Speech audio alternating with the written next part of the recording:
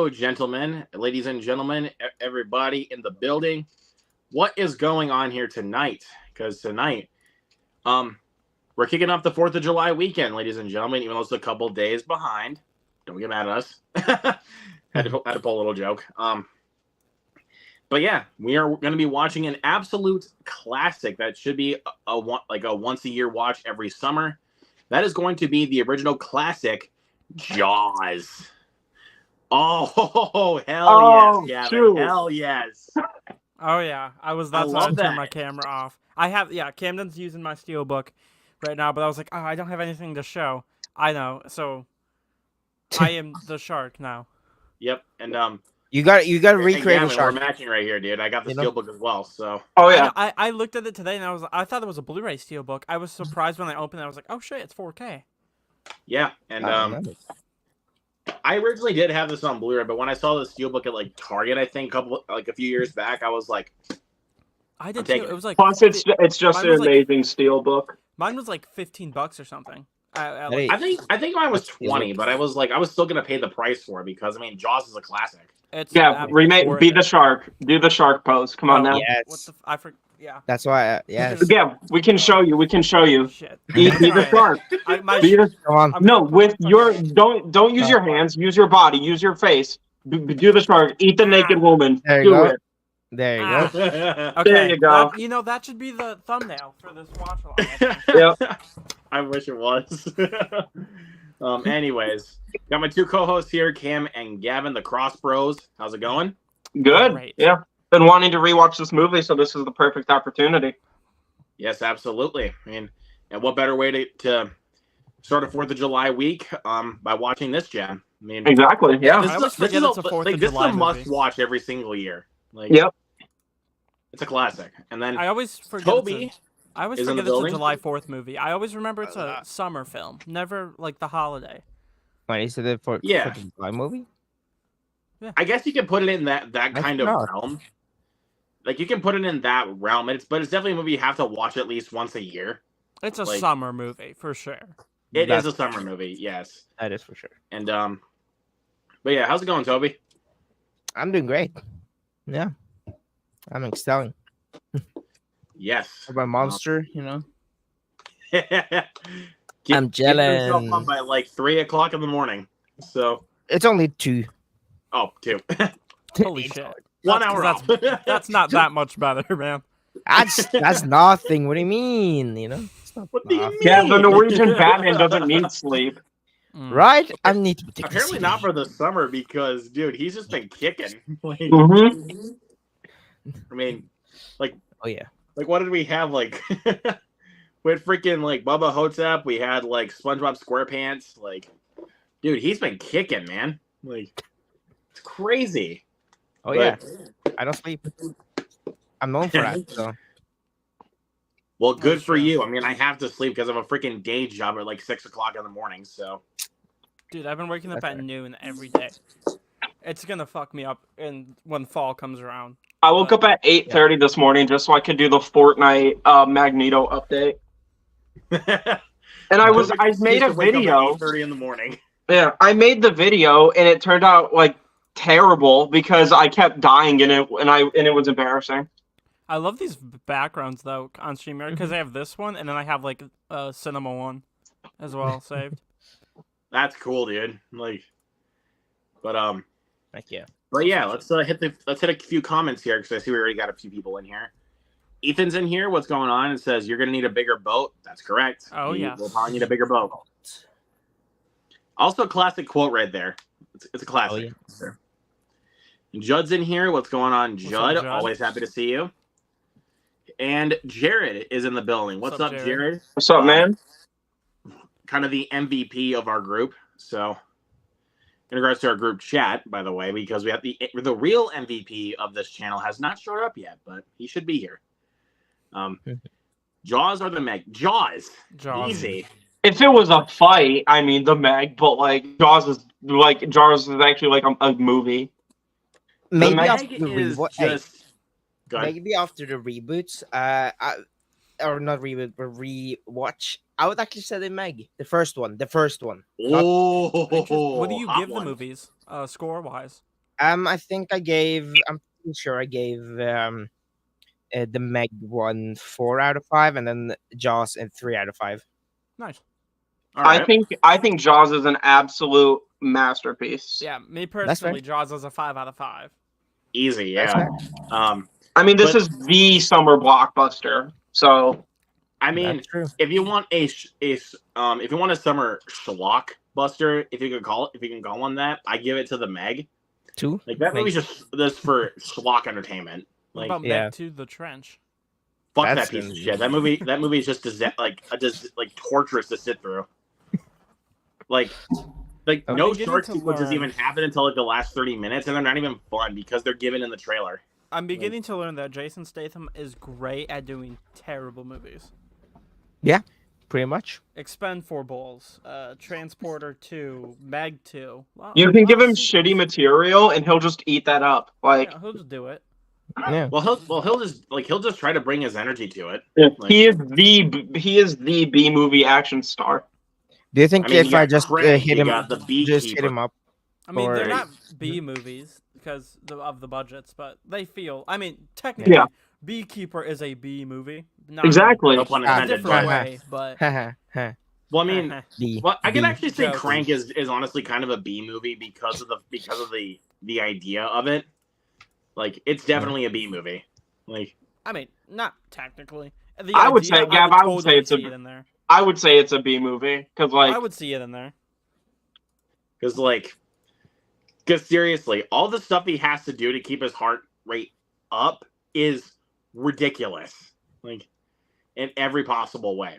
I need to Drinking see like that movie. 10 energy drinks. Cutting Sounds off like a me. hand with a meat cleaver. Like, Never fucking mind. being smart in public. Like speeding a car. Like every possible thing. See my reaction to this one. I think he's referring to watching Train Spotting. He was watching Train Spotting while we were watching SpongeBob, and he has some pretty priceless reactions. I'll just say that. But I'm not gonna get too deep into detail with that. But gents, are we ready? yes. I think Oh, so. yeah. All right. So Always. if you guys do not know how watch-alongs work, get your physical copy of Jaws or stream it however you can. If it's on any streaming service. It's rent or buy. Unfortunately, there's no option for that. I'm not gonna interesting. explain. It is actually on Netflix for me. Oh, you lucky So. bastard. Lucky son of a bitch. But anyways, queue it up to 000. And when we say play, we'll start the movie and provide commentary and take your guys' live comments and questions throughout the night. And also, don't be afraid to spot in some Jaws quotes if you guys want to, because we're looking to keep it up in here for the night because it's Jaws night. So, all right, here we go. Who wants to do the honors this time? Sure, Anybody call? I can do it. Okay, he called All it. right. So- In 3, 2, 1, and go. Should I use my voice changer for this? But You have a voice changer, man. Yeah, Yeah. he does. on my mic, basically, I have like a like the XLR thing. Nice. Hell That's yeah. what it is. Okay, so my copy has the Universal 100th anniversary logo on it. I think you might have. Oh, mine had the old school Universal logo. Yeah, mine right now says the Xanax/Brown production. So Okay, That's now where I'm mine at, has too. the classic Universal logo. Okay. Robert We're at Shaw. 38 seconds, 39, 40. 41. Yeah, I'm at 40 seconds as well. Mine just had that logo. 40. Oh, I'm at 46, 47, 48. So we're all in the same range. Okay, so Yeah. I'm at the same exact time frame as you two then. I'm at like yeah, but it's just the when the title card. logo. The logos are So. differentiated. So All right. I'm in the water right now, so John Williams, one of the best composers. yeah. if not the best, besides Hans Zimmer, but I'd give it to Just Hans Zimmer. listen I'd to the give. score I'd say. already. I'd put it over. I'd put Hans Zimmer just a little over. The I guy would from honestly, Iceland- here's like I'll give you guys my top 3 composers. From 1 to 3: Hans Zimmer, John Williams, Michael Giacchino. Easy. I definitely like the composer from Oppenheimer. I can't remember his name, but yeah. I can't pronounce his name because if I try to pronounce his name, I'm going to come off as racist. I know the name. I actually do know his name. What is it? I know. I'm looking it up right now. I will bite the bullet and pronounce it. Do it. Oh, Ludwig Göransson. Or Ludwig. Göransson, okay. Göransson. Ah, yeah. Yeah. Ludwig. Great. He's another fantastic composer. Absolutely. Is he Norwegian?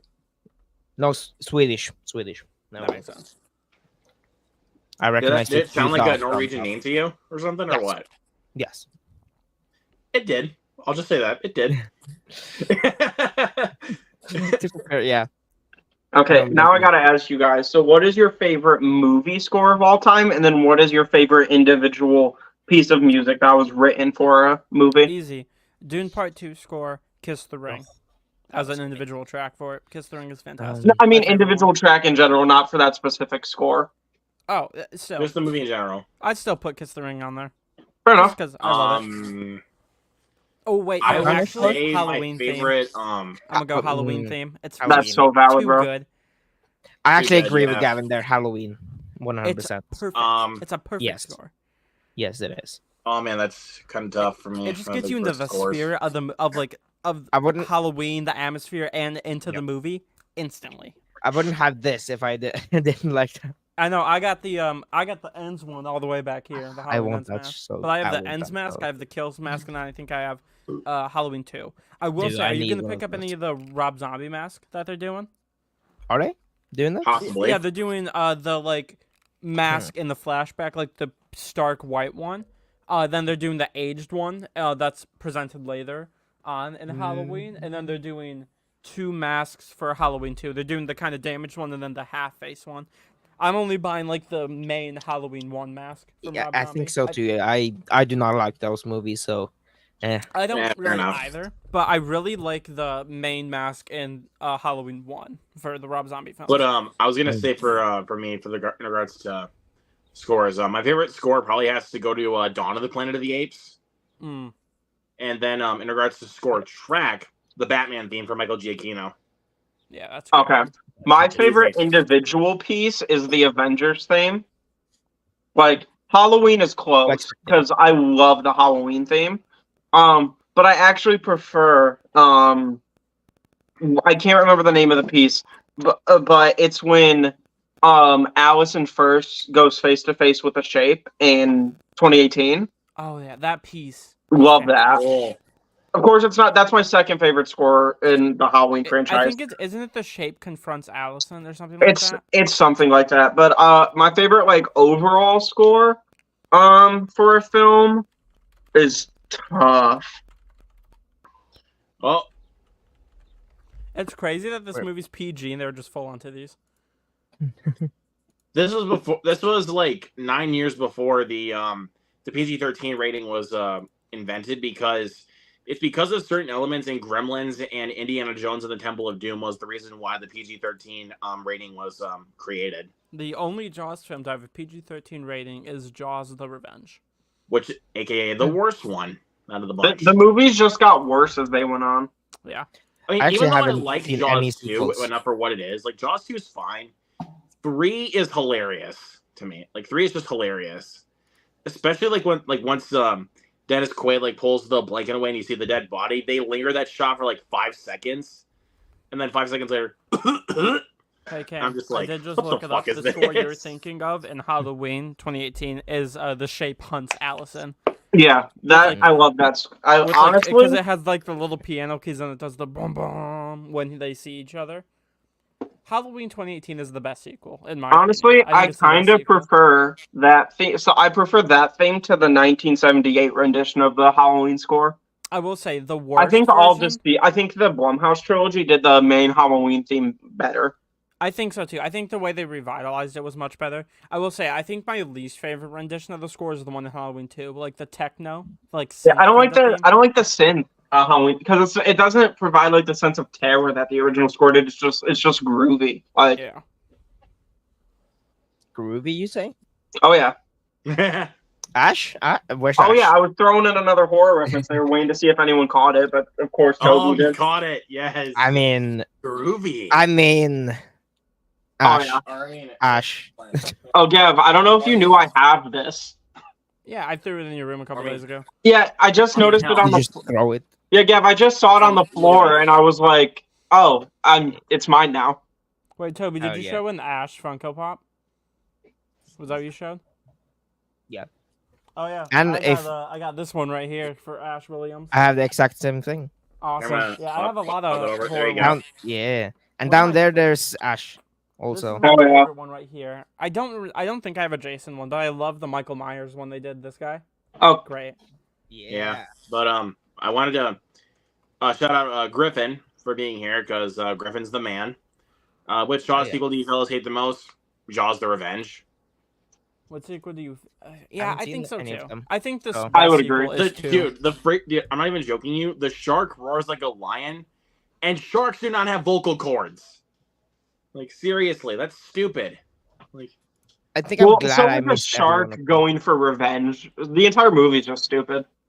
and it makes no fucking sense. Mm-hmm. The concept Does doesn't not look make any either. sense. I do want to ask you guys while we were on the topic there. Luke, do you have any Funko Pops? Oh yeah, Me? you do. Yes. Yeah. I already Yes. showed those off, and I have some outside of my room, but I'm not gonna get up and show them because I'm a lazy bastard. But What are your guys' favorite? What's your guys' favorite Funko Pop in your collection? If you had to pick one, Oh, easy. I'd say Mate, that's probably my impossible. if you can show it, show it. I gotta see.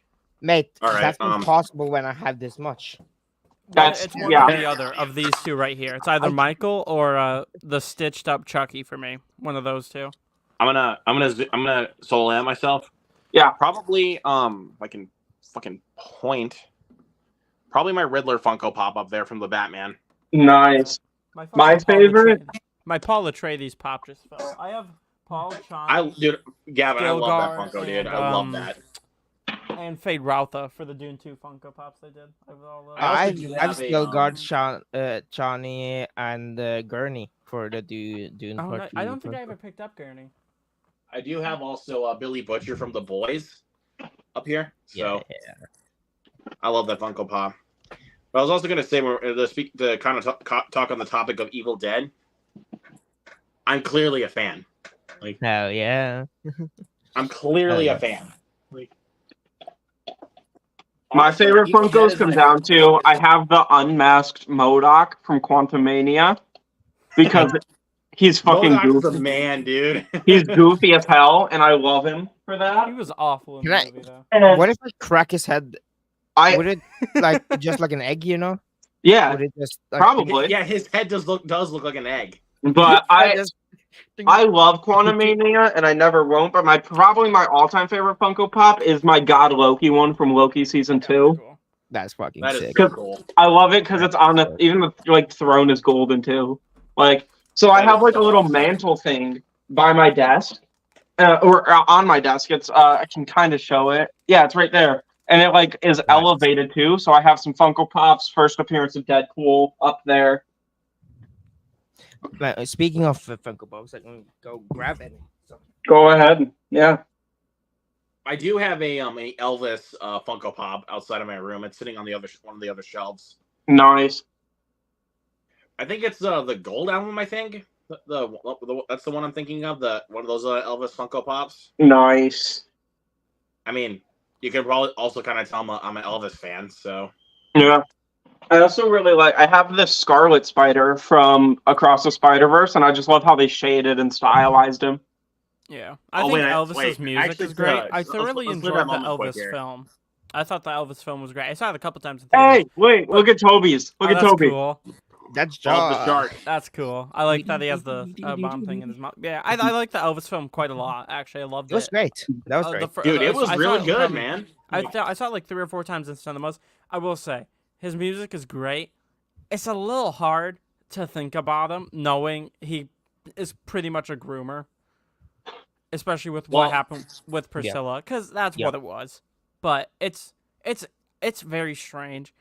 It's nice that she still has she doesn't trash talk him or anything, because that's not it wasn't like the word. Okay, I don't know how to phrase it, but it's so odd that happened, and it's honestly surprising that they just didn't touch upon it in the Elvis film either. I was kind of surprised. Well, also, if you Priscilla actually happened want to, the next year, and that was like all about the bad stuff. So it's funny that it was 1 year later. yeah, like it's about. Well, they make like the toxic first love kind of story, just throwing in the Presley's love story as the film's template, which I thought was a really nice touch. And boy, that one was actually kind of a hard watch, like for me. I have the Blu-ray, I just haven't seen it yet. I recommend it. I definitely would. I highly recommend that one. Outside of it says, why do we fall from The Dark Knight Rises? Might be his favorite piece. That's a good pick. Awesome. Yeah. That is. But yeah, like I said, I love the shading of Scarlet Spider because they put the shadows to make him look animated. But also on the Spider-Man Funko Pop from the film, it's kind of hard to see, but there's some light here and here, and it has the animated like comic dots printed on it. That is really cool. Hey, look at the Judson question. Could you guys can you imagine a Jaws remake? I really don't think Jaws needs to be remade. I could definitely I could see it happening. Like if it was ever announced, I wouldn't be surprised.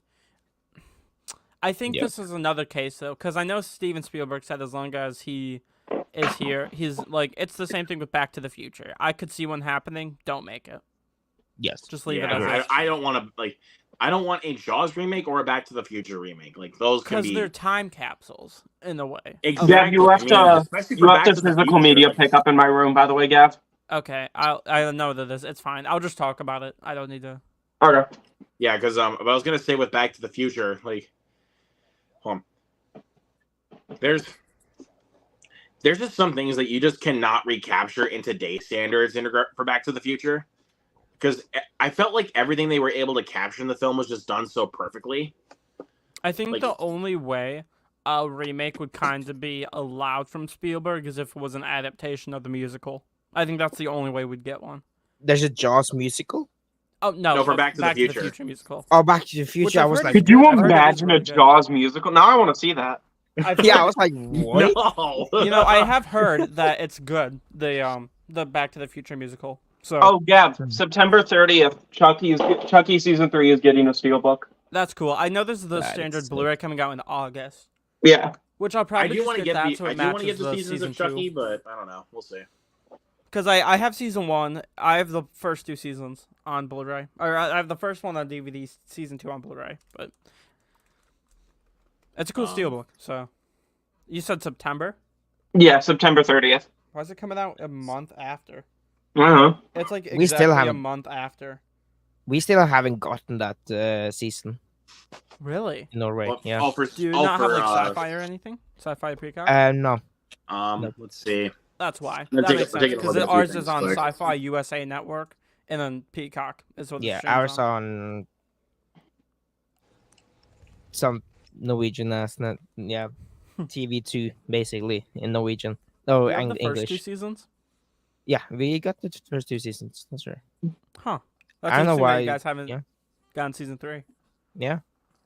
I'm taking a look at a few things here. We're about to get one of the best like dolly in shots like ever. Dolly zoom. Yeah, dolly zoom. I also really love the one in No Way Home when the spider sense kicks in. Like I loved getting to see that in a theater again a month ago. Because that was just really cool, just because it's such a good dolly. Like, I'm always impressed with dolly zooms. In the same way, I'm impressed with split diopter shots. Yeah, yes. Both. I just love I love dolly zooms because you don't notice them right away, but when they're zooming in, it's just like a boost of serotonin because it's like that just looks cool and that's just good cinematography. I will say probably the biggest usage of diopter shots I've ever seen. Not diopter shots. Split diopter shots is in Evil Dead Rise. There were so many in that movie. Yeah. Oh yeah. Not all of them were needed. Some of them looked a little silly, especially with the blur next to the person when they could have just done the normal shot. But I like them. I like split diopters. Yeah. Yeah. I'm ready for the next Evil Dead though, because Rise rules. No. Because I think it's next year's the next one, and then they're like they already announced 2 of them, 2 more. Yeah. So we got the one from the director of Infested. Yes, which I heard about, and I'm like, yes, and please. then the other one, I can't remember who's directing that one. Me either. I know it's a weird name. I know they both have like kind of weird names. I was about to say I want to get Fede Alvarez on an Evil Dead movie because of his work on the Evil Dead remake, and then I was like, that sentence makes no fucking sense. No, here's the thing. I wouldn't mind. I like that we're getting, in a way, it's kind of like an anthology franchise now of just different stories with the Book of the Dead. Here's the thing. I think if they want to leave Ash, that's fine, because there was his 3 movies, and then he got his TV show. I wouldn't mind a follow-up with Mia and Evil Dead 2013. Oh, yeah, we're about to get it. We're about to get the... God! Yeah, we're about to get the dolly. Nor would I mind there we go. to Evil Dead Rise. So it's kind of interesting to me that that's not happening, but I wonder because a new film from New Line Studios, and I believe Blumhouse maybe. I can't remember if it's Blumhouse or not, but a new Lee Cronin's working on the new film, apparently a new franchise film, and we don't know what it is yet. So I wonder if that's why they didn't do a Rise sequel. It's because he couldn't come back for it, and they wanted him back. But a lot of people are speculating Lee Cronin might do a new Elm Street movie. Fucking yes, please. He would own that. I don't think they have the rights though yet. I think New Line is. I think it's a New Line. Yeah, movie. New Line was the company that had the rights to Elm Street. Oh. Yeah, it's distributed through Warner. Does it So still New have Line has the rights to it. Yeah. Okay. Yeah. If the Scream requels from Radio Silence or anything, we can still have new entries in Wes Craven franchises and still respect his legacy. So I'm down for it. I just want a new Jason movie. Facts. The rights are so. I'm excited for the show, but I want a movie. Did you guys hear what the Halloween update? No, yeah, I saw that. It's so okay. It's so weird. So apparently, they're making a show is the first thing. They're gonna make a show, and it's gonna take place after 1978, and it's gonna be like a Michael prison story. And this is all allegedly. So it's gonna be a Michael prison story, and the way the season, at least season 1, is supposed to end, is him like breaking out, and that's gonna lead into a new Halloween movie. So it's going to be like interwoven through the show, and then it's going to lead into the movie. That's really the cool. movie you can go see and enjoy it, but if you watch the show, you'll like have a lot more extra background. And there apparently Loomis is going to. There was no mention of a Laurie Strode character, which could leave her out of it. But apparently like they're bringing Loomis back, for the series. Who's obviously going to new play cast, him though? A new character. But I mean, we saw what they did in Halloween Kills. And how they brought him back, and he looked and sounded just like. Something cool about that being like Michael Myers in prison is that there were somehow managed a way to talk about this, but there were Halloween comic books as well, and there were some prequel ones too. But there was one that went through Michael Myers leading up before he broke out in the '78 film, which is a really cool comic book run. Because I read it like digitally and did like watch motion comics for it, and it's good.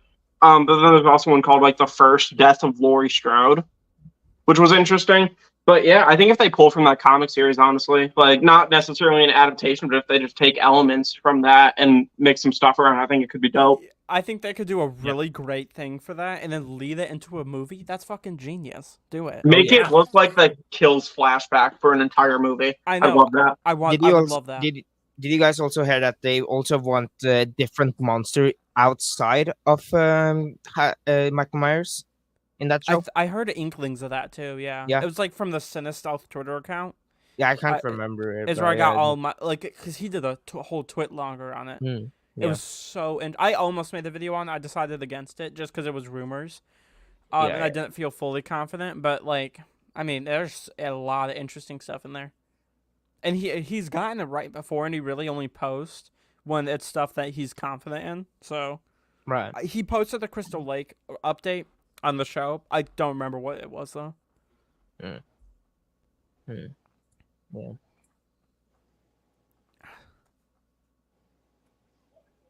Maybe they could do the masks from Halloween Season of the Witch. That'd be cool if they kind of mix the storylines together.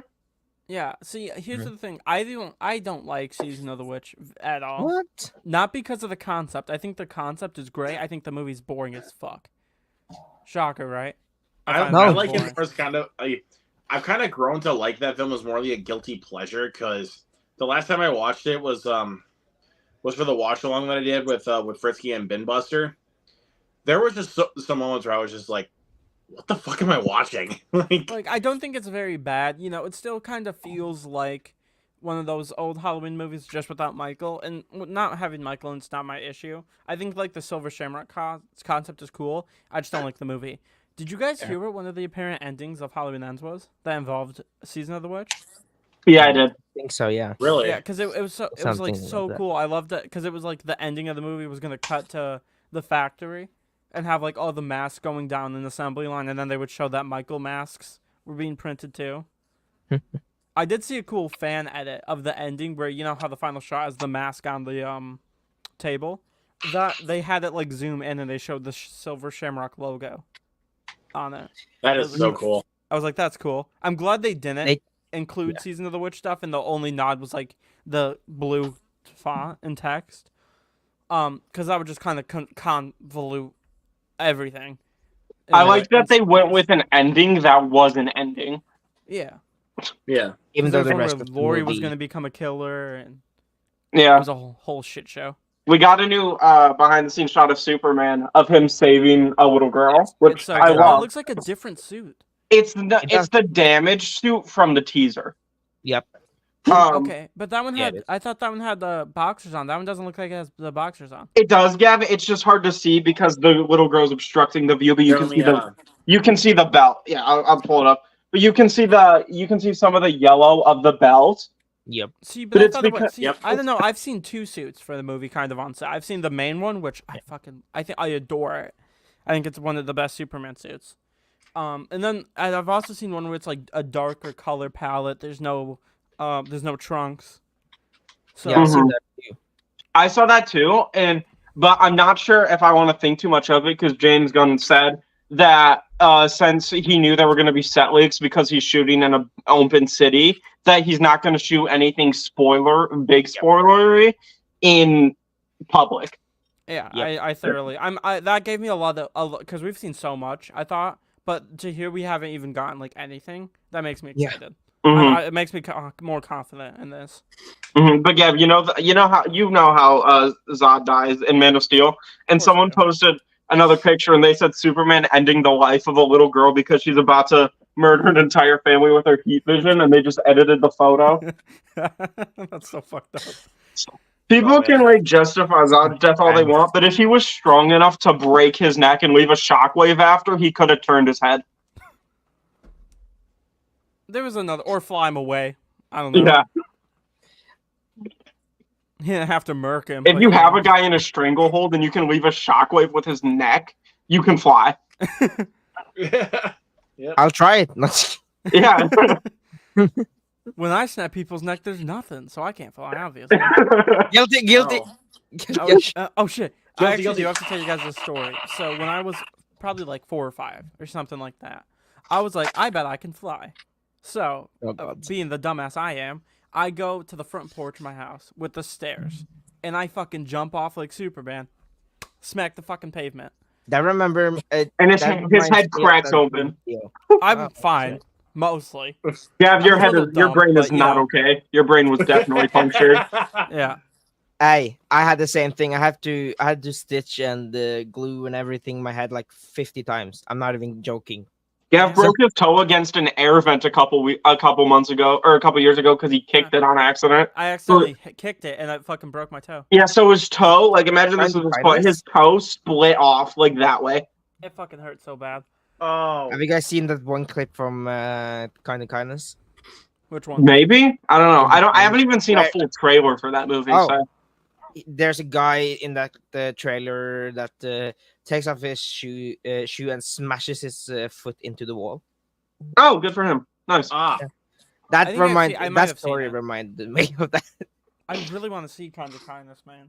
Yeah, I'm seeing it. Like the 2 movies that came out this fifth. week, that if it was like next year and I can go to all the R-rated films I want, The two I would have seen this weekend without a doubt was Kinds of Kindness and Horizon. I really want to see Horizon.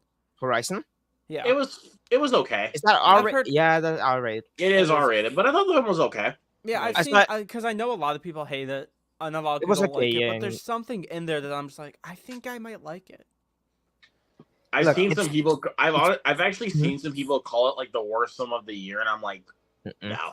I've seen It some. ain't It's that better bad. as a TV show, though. It would have been better as a TV I've show. heard that Yeah, I've I do heard agree. It somebody could have say- been better as like a mini series. Like, Yeah, I've seen I somebody saw it put it. today, and yeah. I've seen somebody put it as like their worst of the year, and I read their review, and I was like, okay, I see where they're coming from here. Is it the worst movie of the year? Probably not. Like with Megamind existing, probably No. not. But if Mm-mm. if it is yours, okay, you know. They were balancing way too many characters, though. Or I trying. heard- I heard to it's balance. like a they little tried, jumbled. they tried to shove in like 1,000 different storylines in Yeah. one movie, and I was just like, what am I supposed to keep track of here? Like, what I am didn't even doing know here? what time it was. Was it Yeah. 1980 or 2050? I don't know. Yeah, I have heard. I'm my guess is it's probably gonna a lot of the like storylines are. It's probably gonna be a little easier, especially in the sequels. Yeah. Because a lot of this one is Hopefully with chapter 2, because I mean It's I gonna do be plan to see chapter 2 in definitely August. introductory stuff for the first part, obviously. So I bet it will probably be a lot more of an ease in the second one. That's I like hope my it is, biggest for sure, complaint but, with part 1 / chapter 1 / whatever you want to call it movies.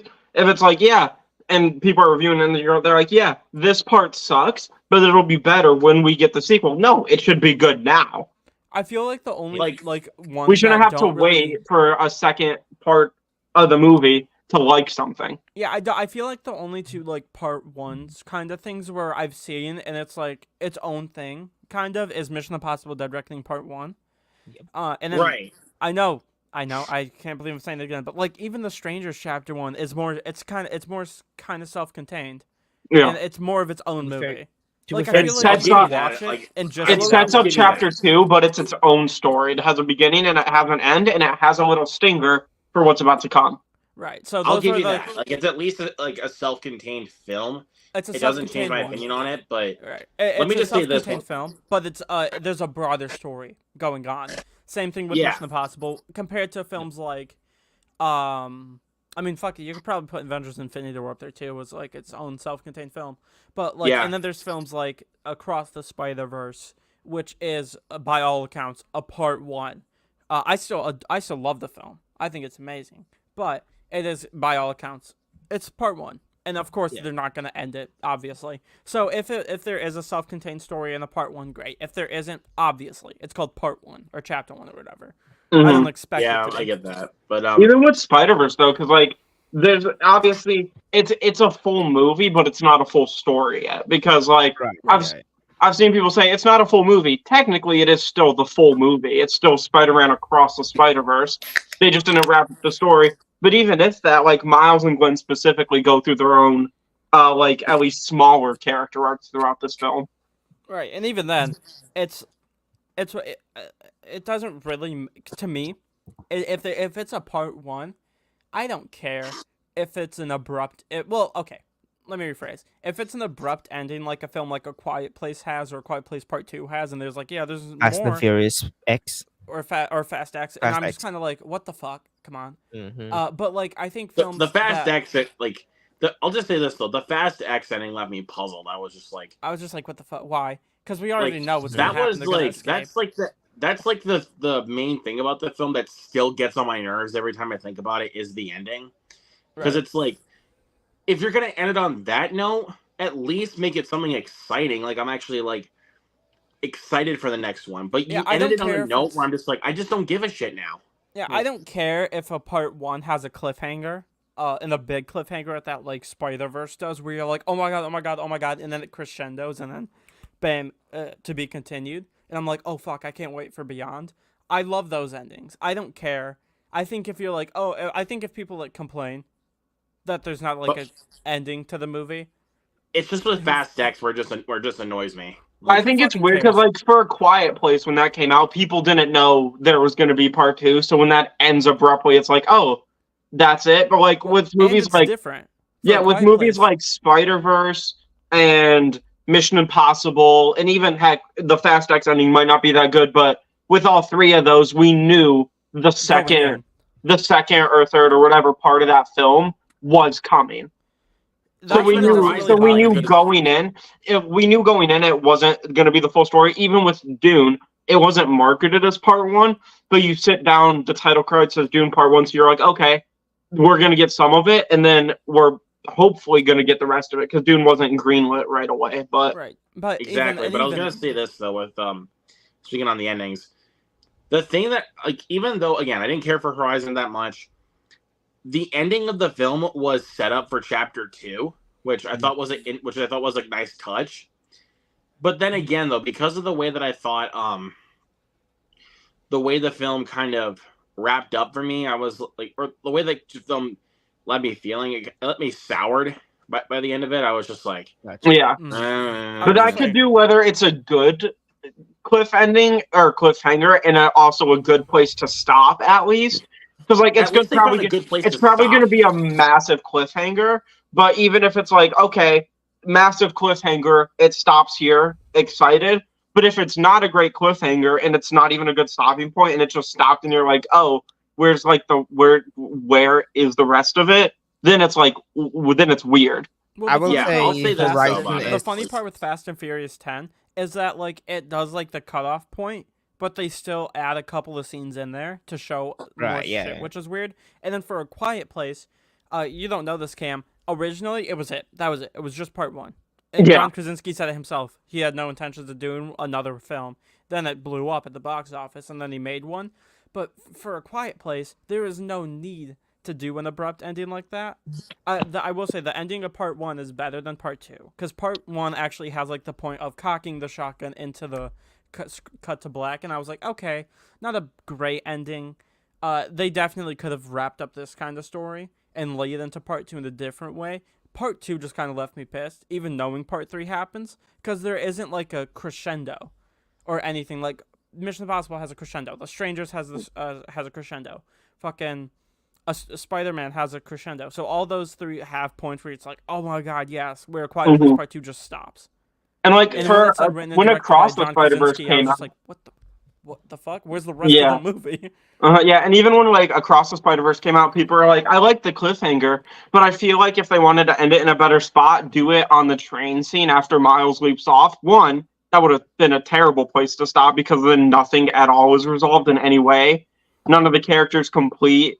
Miles and Gwen don't get to complete their mini arcs. And if it just ends when Miles lets go of his web and just flies down and it ends there, I feel like that's just a dumb spot to stop because it doesn't set up what Gwen's going to do in the next one. It doesn't set up a new issue for Miles to solve. And it doesn't give us a big turning point of Miguel. Because him chasing Miles, he was a bit off the rails. But when Miles escapes and he's insane, and even when he grabs the robot next to him and throws it, that's when Miguel is fully ready to commit to whatever he has to do.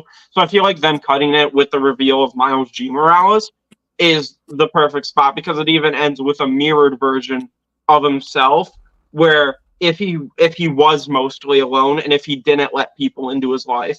And I feel like ending on that mirror image, especially with the lighting too, perfect spot to stop. Well, and think of it, it's what he sees. What's 2099's? Oh, Miguel. And even when he's just looking back at himself in the villain state, that's what Miguel is like. This is what you are supposed to be, and that kind of makes it hit harder. But the ending, especially with Gwen, I love. I think it's excellent. Having the band, I love that. Yeah, well, she gets Strangers, I was trying to guess, because it's obviously a remake first, and then it's a chapter, and it's chapter one, but it's also a remake. It's kind of odd how they did it. And it's a remake with a stinger. But I thought chapter one was gonna because I was like, oh yeah, this is part one. It's gonna end on a crazy part, and I was like, oh, what if it ends with them when they say because you're here, or what if it ends the exact same way the first movie does with when Liv Tyler screams at the Mormon kids, and then I'm glad that it was showed the police coming, had the lights flicker off her face, and then cut to a little 10-15 second thing in the hospital. and then bam, to be continued. Mm-hmm. And we got the post-credit scene, which was also cool. But I'm glad that was the post-credit scene and not the ending. I'm glad it was a clip from Strangers Chapter 2. Yeah. But, like, I mean, yeah, because, like, that's just the weird conversation with part ones, is, like, there's so many differing opinions, and people are like, no, I don't want to judge it till the story's complete, which is fair. I think that's valid if people want to do that, but I also think it's important to look at the story thus far and maybe critique it as that and what we have and not what's coming. Because even I give Across the Spider-Verse 5 stars, and even as the half we have of it, I think it's still a 5-star film because I think it did everything it needed to do, and everything that was done in the film I thought was done perfectly. From animation, voice acting. It's in a way, it's like the better, because here's my thing. What really kind of, it's something that annoys me, is when like somebody will watch a movie, and they'll like have like an hour left or something like that, 20 minutes left or whatever, and they'll just quit out, and then they'll still score it. Like, that's something that really, really annoys me, and I'm like, don't score a movie, especially don't review a movie you didn't finish. That's just, don't do that. Mm-hmm. Like, especially with, that's why I think it's so interesting, the two sides with Spider-Verse, especially where it's like, you finish, like, you saw half the, I don't want to say you watched half a movie and then it was over, because that's not that's not the case. But in a way, you kind of just watched half a movie, and you're still gonna rate and review it. But that's how part ones work. It's the to be continued part. You'll get to this one later. And I think what works so well with Spider-Verse and then most likely Mission Impossible is that they're sequels, but they're also part ones. So they're part one to an overarching narrative, but they're continuing a story. So like what worked with Spider-Verse is that meeting like Spider-Man India in 2099 and Jessica Drew didn't feel rushed because we already knew Miles' family and Peter and Gwen.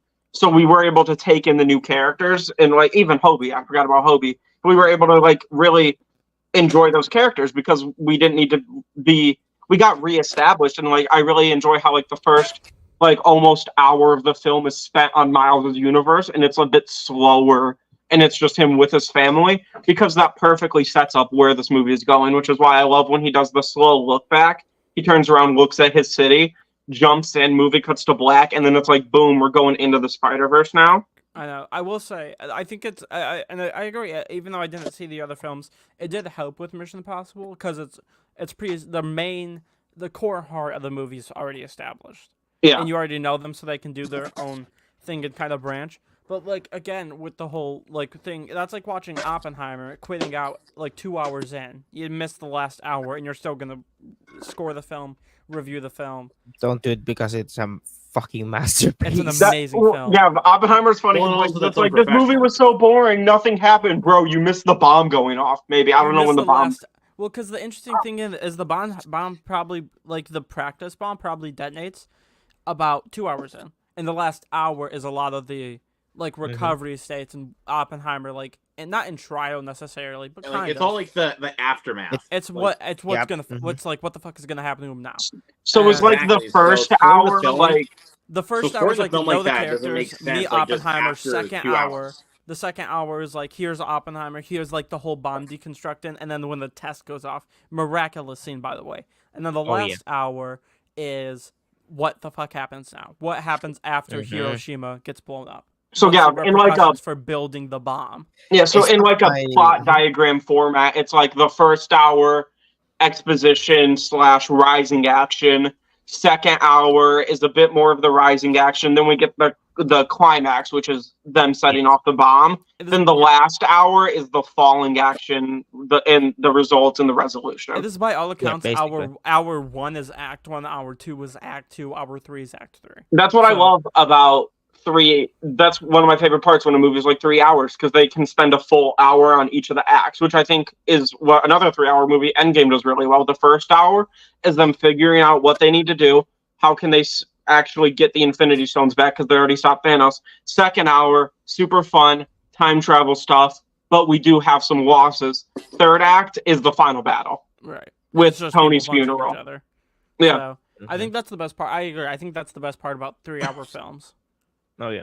Is that they have each of that, except when it's like part one, because like Spider-Verse is almost 2.5 hours. So it's like the first hour of it is the rising action. We don't need much of the exposition besides what's going on with Gwen. So we jump right into the rising action because it's a sequel. So we get to the rising actions, and then we get to the climax of this film. And then as soon as Miles sends himself home back to Earth or to Earth 32, the rest of that is the falling action. But then we go right back up into the rising action because it kind of loops. And it's like it's kind of like a line graph in that way because it rises, then it stops, then it reaches the peak, then it falls. And I would even say like the climax of the film is the train action. That's the scene. climax. I would say the so chase. too. Because then the rest of it's falling action. We get to Earth 42, we get the reveal that he's on a different Earth, and we're back to the rising action. So we can continue right into Beyond the Spider-Verse. It is really, by all accounts, it's like the first act, the first like 1.5 acts of the movie, and then the second half of Act 2 and the third act is going to be what Beyond the Spider-Verse is. But it's so I don't know how we got so fucking off topic here of like point is pretty much of I think what I'm saying is if it's a movie, don't score, even if it's like if you watch half the movie, don't score it. But it's interesting how part ones are seen with like, you know, they still get the critical score even though it is technically half the film. It's very interesting to me, and I totally get why some people are like temporary score. And we'll change it when we get the second half of it, or they just won't score it at all, or they will score it. So I think that's very interesting. But like, walking got a movie, and you have like an hour left, or you have half an hour left, or something. 3-hour movie, you watch the first 2 hours, and you walk out at 3, and you still score it, review it, whatever. That's odd, but it is like, very interesting how part ones have kind of evolved in that way. Because, like, for me, like, I didn't finish Man of Steel. I had, like, 30 minutes left, but I hated it, didn't finish it. I originally had a score, and then I was like, well, I know what happens, but I didn't finish the movie technically, so I'm just going to take my score down. And then when I didn't finish Justice League Crisis on Infinite Earths Part 2, so I just turned off the movie, and I didn't score it, and I just moved on with my day. Sorry, I gotta ask, what part of the movie, what's the timestamp? I just accidentally hit the YouTube fucking home button. I'm on 43, 50, yep. Wow, me and Cameron both on the same track. At the same fucking Good time. for what us. Is it? Yeah, okay, so yeah, I'll let you know when we're at 40. Yeah. I'll let you know when we're at 45, and you'll press play, okay? At least when I'm at 45. Oh, okay. So you have I did want to really quick. I did want to piggyback off of what you guys were talking about, like with the stopping at certain points. That's like stopping at Killers to the Flower Moon, which is 3.5 hours. Like you watch like the first 2 hours 15, and then you just stop there and and then you score. You're like, yeah, that's not really fair because you didn't really get into the whole like court case stuff, like what was actually happening. Why would you start a movie and like, especially if you're a critic, you're hurting the movie in a bad way. Yep. Yeah. Like it doesn't seem like you want to support the film if you give up like halfway through. Like you're not really. That's the reason why I have. That's the reason why I have a rule now. I have an unwritten rule that any movie I see or starts, I need to finish. Anyways, exactly. What's part one? Even if I'm really hating myself while watching it. Before we continue this talk, can we wait till we get to the 45-minute? Oh yeah, 45 there. Okay, we're good. Okay, yeah. But I was gonna continue on with my part of it. So here's the thing, like that's another thing with me. Even if I watch a film, even if I'm hating myself while watching it, like I'm still gonna do my best to finish it. Like it's the same thing with going to the theater. Like if I go to the theater and it's a movie I'm not liking while I'm watching it, I'm not gonna leave because then it's not gonna be fair for me to score the film if I just leave. I will say I kind of have a similar rule to you, Toby, in a way. If I'm just watching it by myself and I'm utterly hating it, I will probably turn it off and go do something else. But since I am a critic, if I am reviewing a film, if I predate it and I'm like, all right, let's look at Atlas or Ultraman Rising, a film I both genuinely didn't like for all of the runtime. It's like if I got an hour into the movie and I was like, fuck this. I stopped and I still recorded my review and gave it like 1.5 stars. Yeah. No, that's not fair. That's like the same. That's like the same thing with like. If I'm reviewing a movie, I will always finish it just because I'm not gonna sit here and tell you why I don't like a movie I didn't finish. That's just not fair to you. That's not fair to my audience for not recommending a movie that I didn't finish, nor is it fair to the movie, because I shouldn't be bashing something I didn't finish. If you make a video and you're like, I saw a Skinamarink video, and it was not labeled a review. He did not give it a score at all. He made a video as to why he left the film. I respect that. I'm like, thank you for not labeling that as a movie review. Thank you for clearly stating, hey, I didn't finish it. I appreciate that. Don't review a movie that you walked out of. If like especially if it's a 3-hour movie and it's 3 hours and you leave at the 2-hour mark, you missed a whole hour of the movie. Yeah, well, yeah, because like Across the Spider-Verse, that movie starts and it has end credits. So that movie in itself, the bubble of Across the Spider-Verse, that movie ended. So that's different to score than like you watch, like for example, like Luke said, half of Killers of the Flower Moon. You watched half the story, but you didn't finish the movie, so don't score the movie. In my opinion, maybe talk about the half you saw and why you left, but don't review the whole movie because you didn't watch the whole movie. Exactly, because if you walked out of it like 2 hours and 15 minutes in, or if you didn't finish it on streaming, you missed basically another big part of the story, which was the court case stuff that Leonardo DiCaprio was going through. And I don't even think it's that big to say, or that wrong to say. If it's let's look at, I don't know, what's a 90-minute movie? Just give me a 90-minute movie. Winnie the Pooh 2, Blood and Honey 2. That's around 90 minutes. Okay, let's go Winnie the Pooh 2. So you're watching it, you hate it, and there's 20 to 15 minutes left, and you walk out. Even if it's that minute of a time, don't score it. Don't review it. Just leave it. You can, let's say if you are a Letterboxd user and you give it a half a star and you say I walked out, don't do that. Don't give it a score, but just write I walked out of it. I think that's what a lot of people forget is that, like, especially with Letterboxd, but also if you're doing video reviews or written reviews, you don't have to give a score. Exactly. Mike did give his thoughts, by the way, in the comments on what we are discussing. I'm gonna read this quick. Okay. If you know what happens, I think it's fair to review. That's what he did with Horizon. He walked out of it because then he looked at what happened, thought it wasn't worth it. So that's fair. I understand that, but I don't know. By the way, I don't know, Mike, if you did. I know you scored it on Letterboxd and reviewed it on Letterboxd. I did read that. It was a well written review, I must admit. I don't know if you did a video review on it.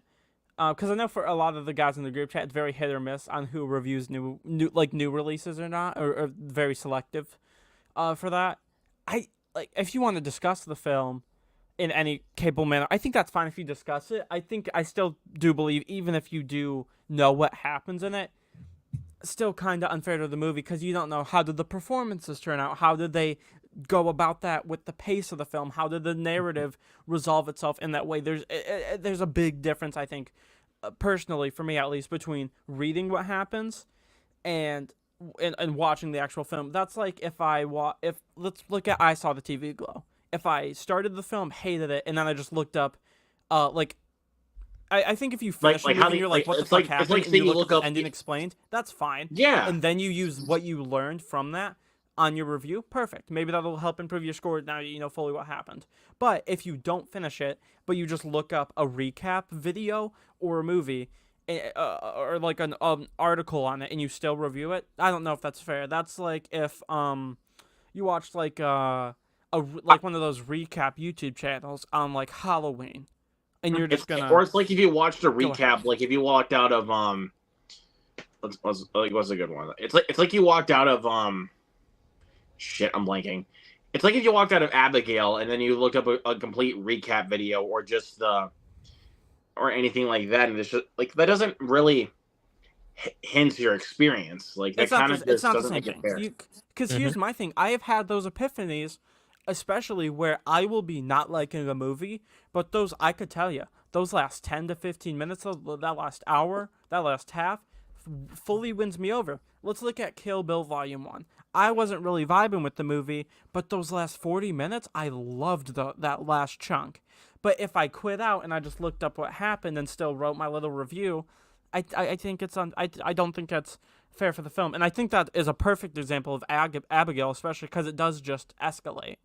And it does kind of get crazy. Like there's a lot more that goes on in like the last like start of the film. And I can Well, tell it's you this also a much, completely the way different the thing way to look Abigail up what ends- happens in the last hour of a movie, and then besides, because you're gonna if you read, you go on, I don't know, a website, but if you just look up like what happens in the end of Horizon, it's gonna be different than sitting and watching that last hour of the movie, because it's not fair to score what you didn't see. You may know what happens, but that's different than scoring it, because what I did, Or and even, like- here's a bigger example for TV. I wanted to watch the Marvel show The Defenders because that's a team up between Luke Cage, Jessica Jones, Iron Fist, and Daredevil.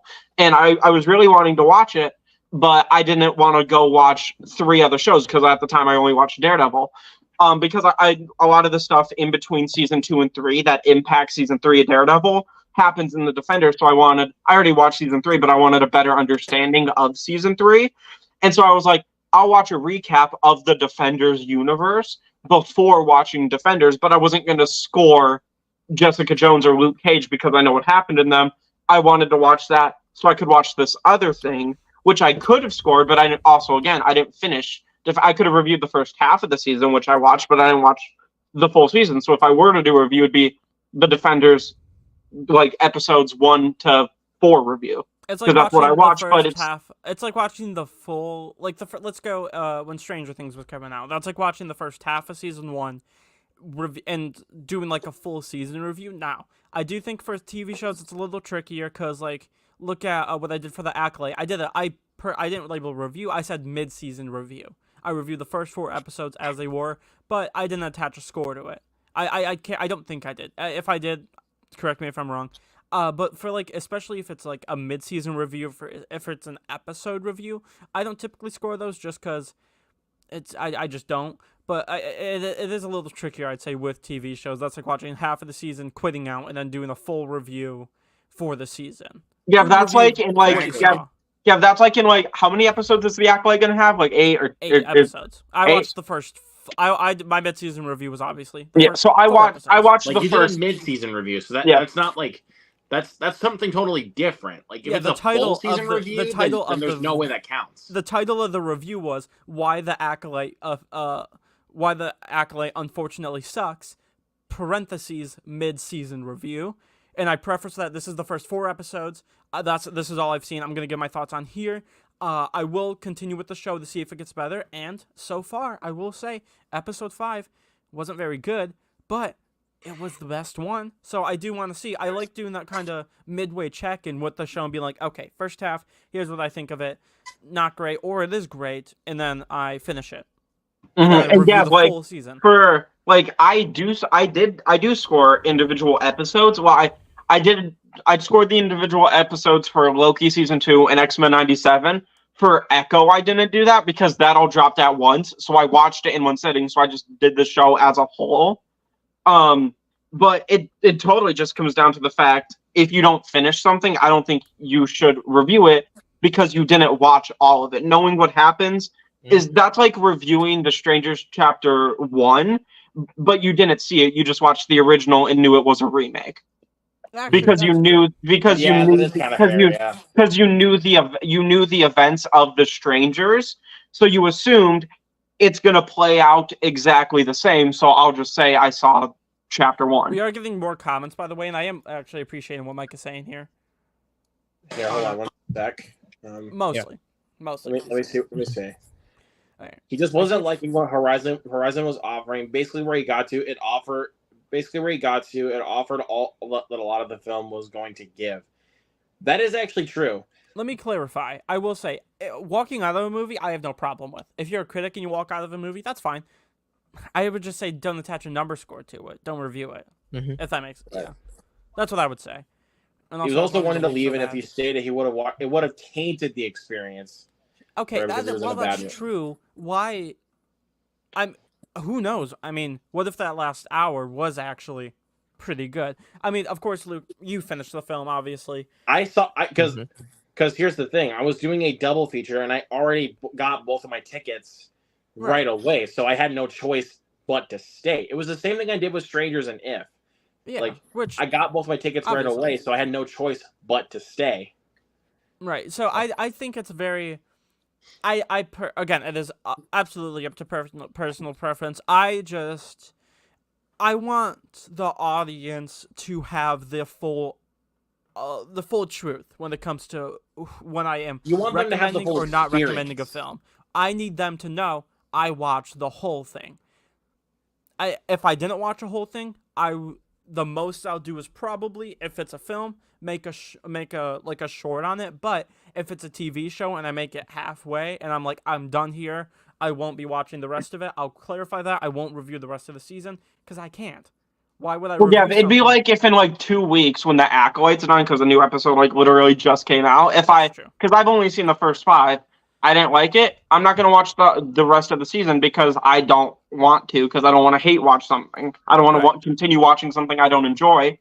But I'm not gonna drop an Acolyte season 1 review if I don't know the full story of the season. I'm not gonna look up episode 6 to 8 recap because I didn't watch the full show. So just because you know something happens doesn't mean you should review it because you didn't see that. Just because you know something happens, that they don't.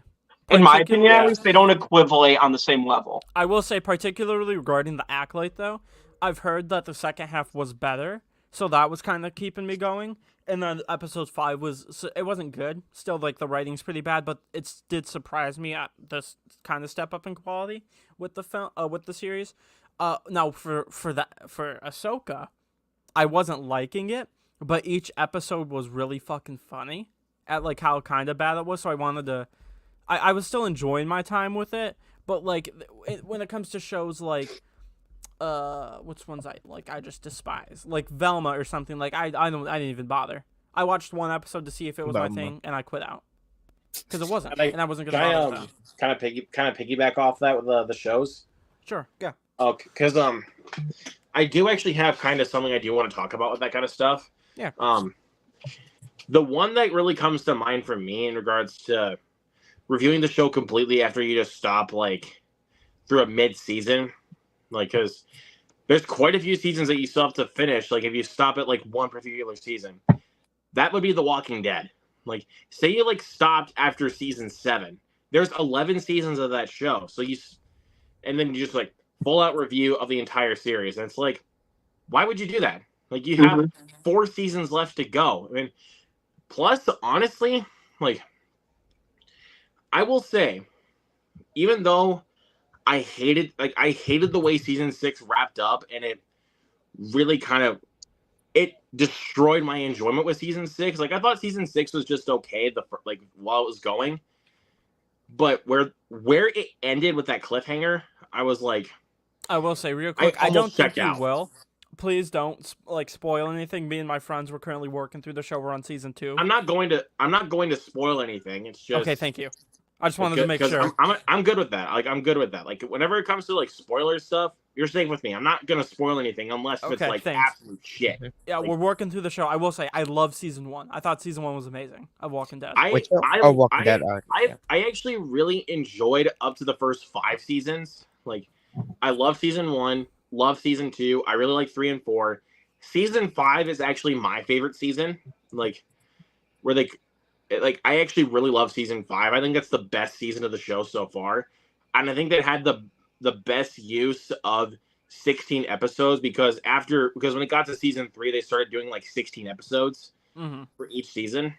And then when season 6 was like the worst use of it, even though again, I wasn't hating it until the finale, which ended on a huge cliffhanger that I wasn't a fan of. I liked the first episode of season 7, which picks up after the finale of season 6. But then after that, it's nothing but filler for the rest of the season.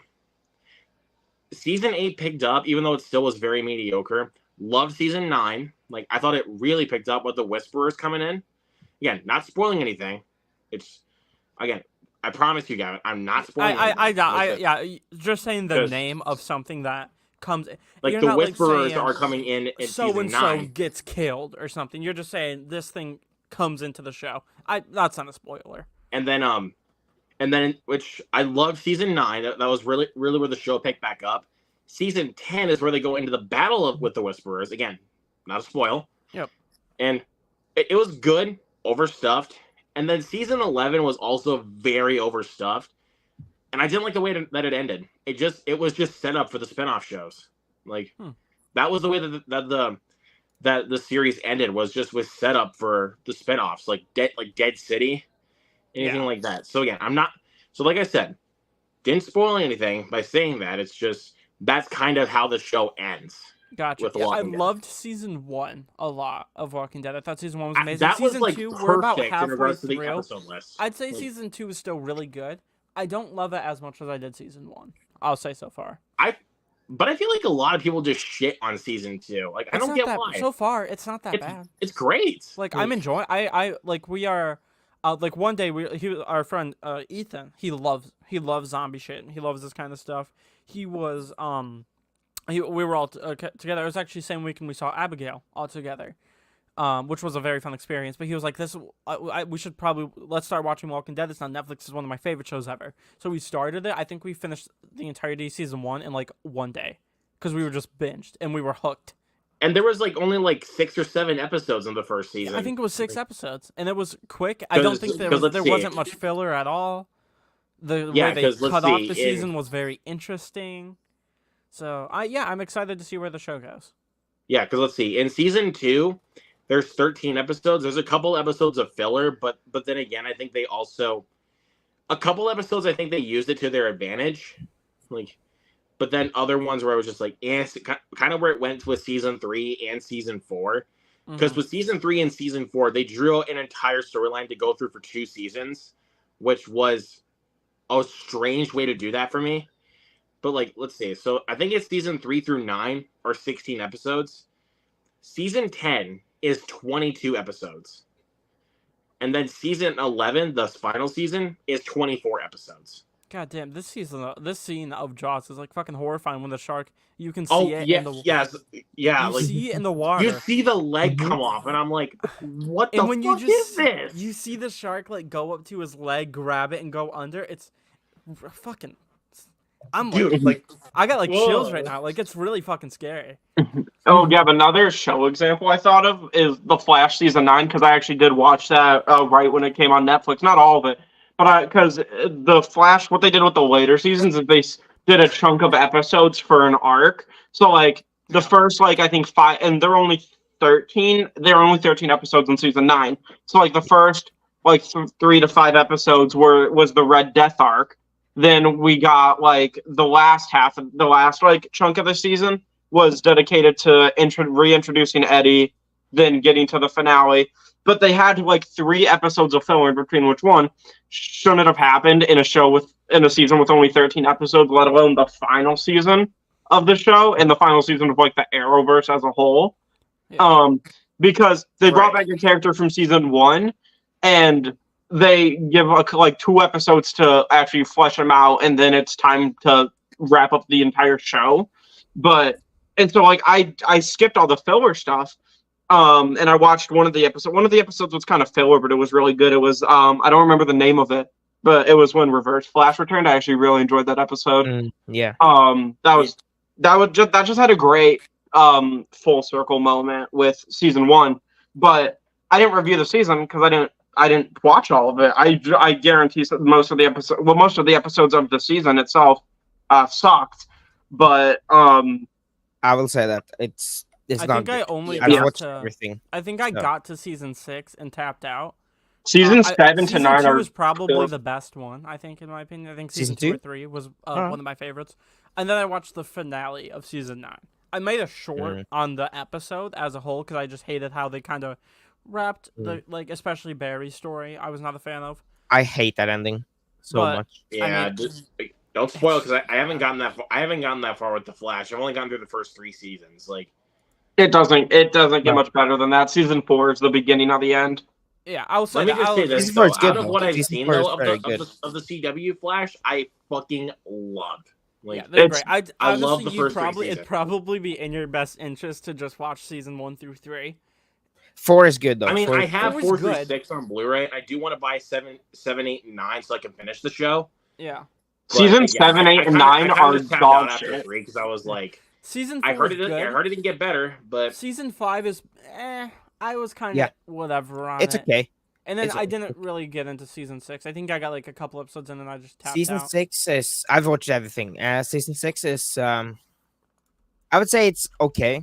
It's not very like terrible. But 7 is definitely where it goes down. 7 is just an But, very I mid actually- season kind of- yeah. sorry to cut you off, Toby. But all good. I do actually have one show that I really want you guys to check out if you guys are interested. This show actually, it only runs for 4 seasons. 4 seasons. No. It's a little show called Banshee. Stars Anthony Starr, who plays it. So I'll give you the simple idea of the show. So he's a thief that hides his stash in a little small town, and then after his sentence, in prison, he comes back to the town, and then finds out that the new sheriff that was going to be coming in gets murdered. So he decides to take his identity, so that way he can find out where his money's at. So basically, he's a criminal that's in charge of the law. Wow, So- That actually sounds like that's a pretty cool premise. yeah. But I that will is tell you not this, though. what I thought. Dude, I'm just going to tell you this right now. When you get to some certain episodes of the action, it gets pretty hard R, dude. Is it Like, streaming? It's on HBO. It's on HBO Max. Oh, cool. I might actually have to check that out. I have Max, Yes. so I What was do you going to say tell it's you, called again? I'm not going to spoil anything that happens, but there is some bone-crunching, brutal fight scenes. I Like, might check that what out. was you the That actually sounds called hear kinda cool. bone crack. Like you actually hear bone crunches. Like, Ooh. it's What- pretty what brutal, was the- dude. What was the name again? Banshee. Banshee. I'm gonna put that on my HBO Max list, watch list, real quick. There you go. Yeah. I took a binge of all 4 of those seasons within like a week. Like, Wow.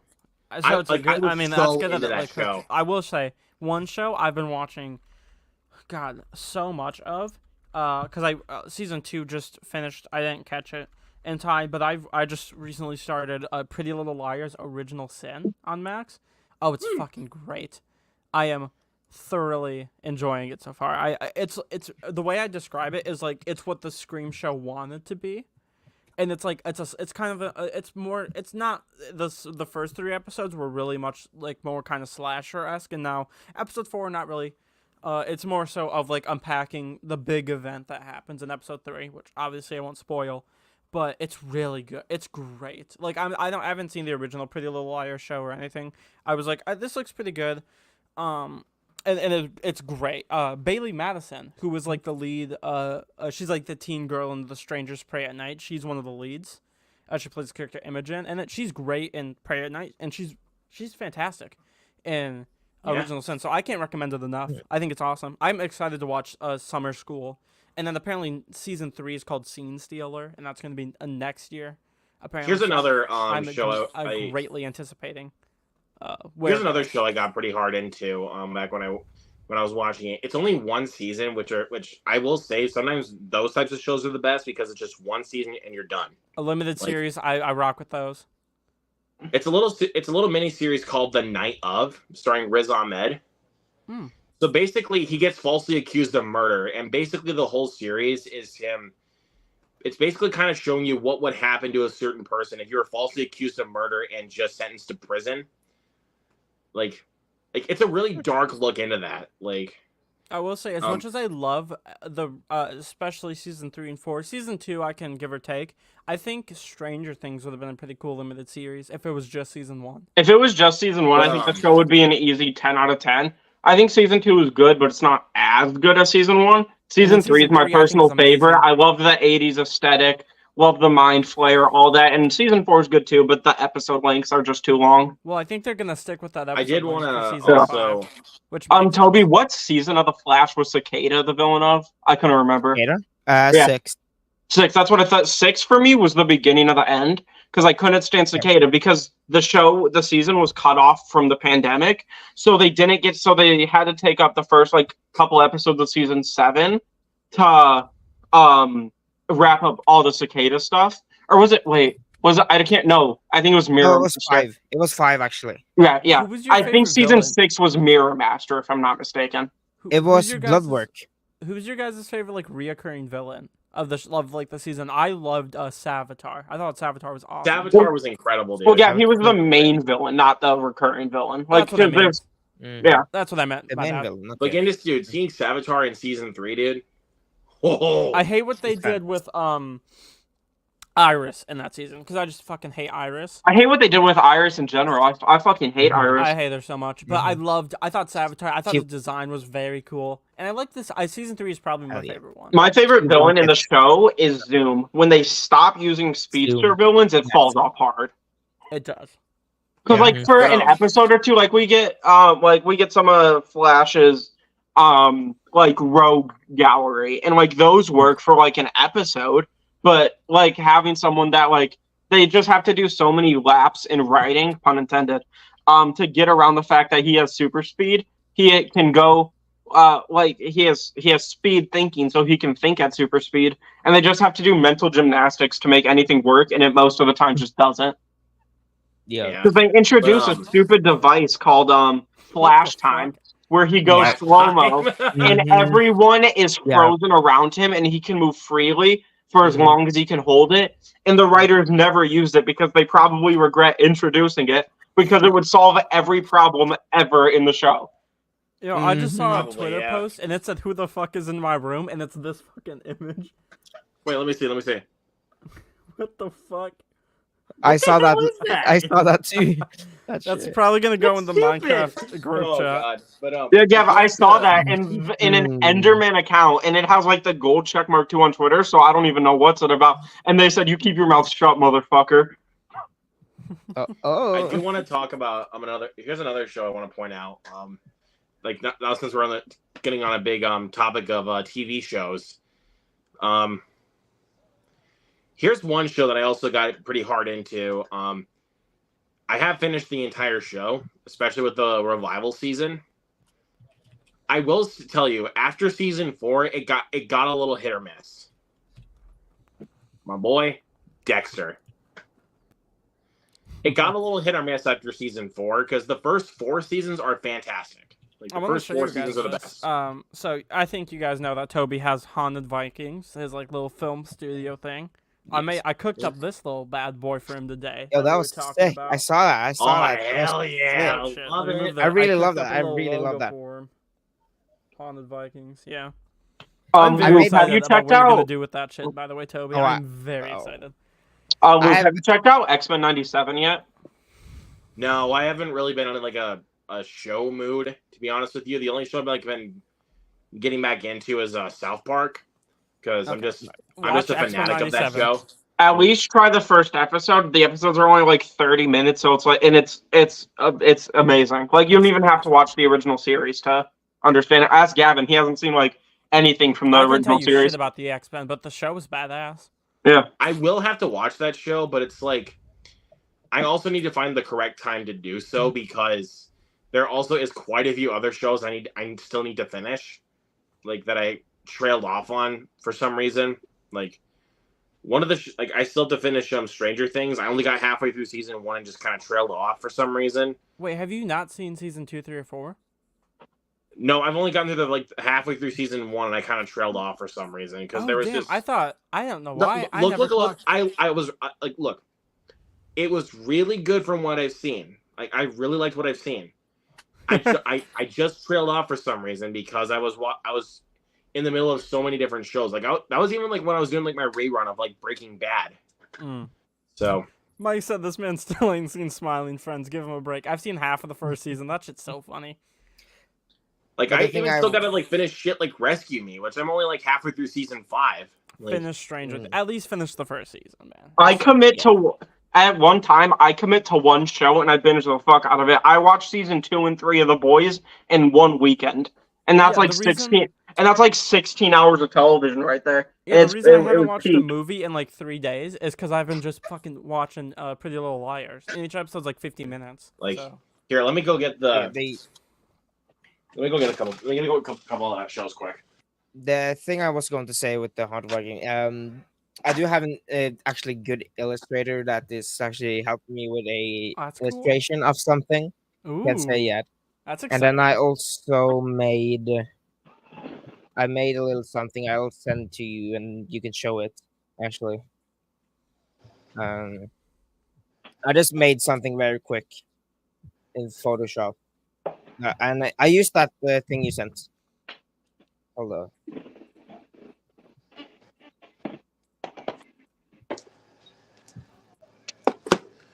Okay. There you go. I sent it. Oh, that's The show cool. I'm super excited to finally check out that I haven't yet because I just. Oh wait, I can save that for recent media pickups. Never mind. Wait, that's sick. Yeah. So I'm going to show you. So I'm going to show you some shows I need to that I bought Toby that just I sent have me on this, Blu-ray that I need like to an get. That I need to get updated into. version of the logo. That's sick. I love Yeah, that. yeah.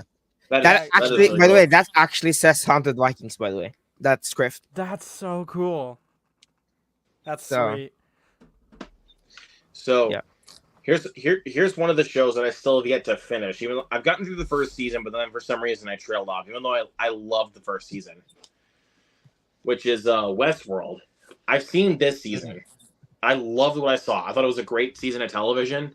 I haven't seen 2 through 4 yet, even though it did get canceled after 4. But I'm like, I still want to see the show, and I wonder why they canceled it. Hey, Like, Cam, can you grab me the other physical media thing real quick? Can you run that? Yeah, I got you. Thank you. Here's another one. Mr. Robot. I've gotten through the first 2 seasons, and I got through like 1 episode of season 1, and then for some reason I trailed off. Rami Malek's in that show, right? This was a lot of people's introduction to Rami Malek was Mr. Robot, and also Christian Slater's in the show too. Oh, interesting. And I love season 1. Like, let me just say that I love season 1. Season 2 is not quite as good, even though there's a really good. At the beginning, there's like a little sitcom style in like one of the episodes, which I thought was a really nice touch. I don't know. I like what I've seen. And then here's one of the shows I was talking to you guys about. Here's Rescue Me.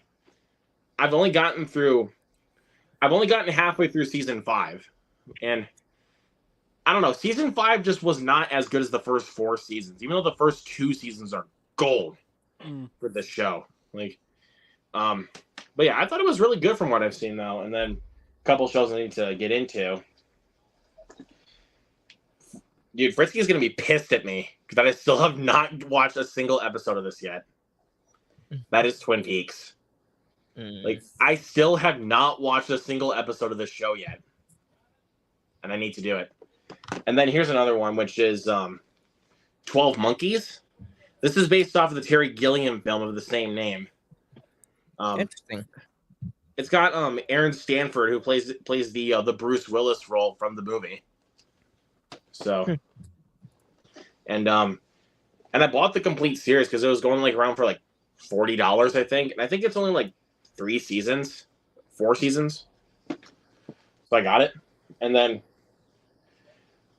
lastly, here's the show that I want you guys to check out if you're into like Pirates of the Caribbean, that kind of stuff, like pirate stuff. I'm in. Of course, I am. A little show called Black Sails. Ooh, This is a really cool show. Like, what's it about? it's basically it takes place in 1750, one of the times of pirates. Like, Right. Yeah. So and I'm not going to give you too much like plot details about it, like, All right. because this is From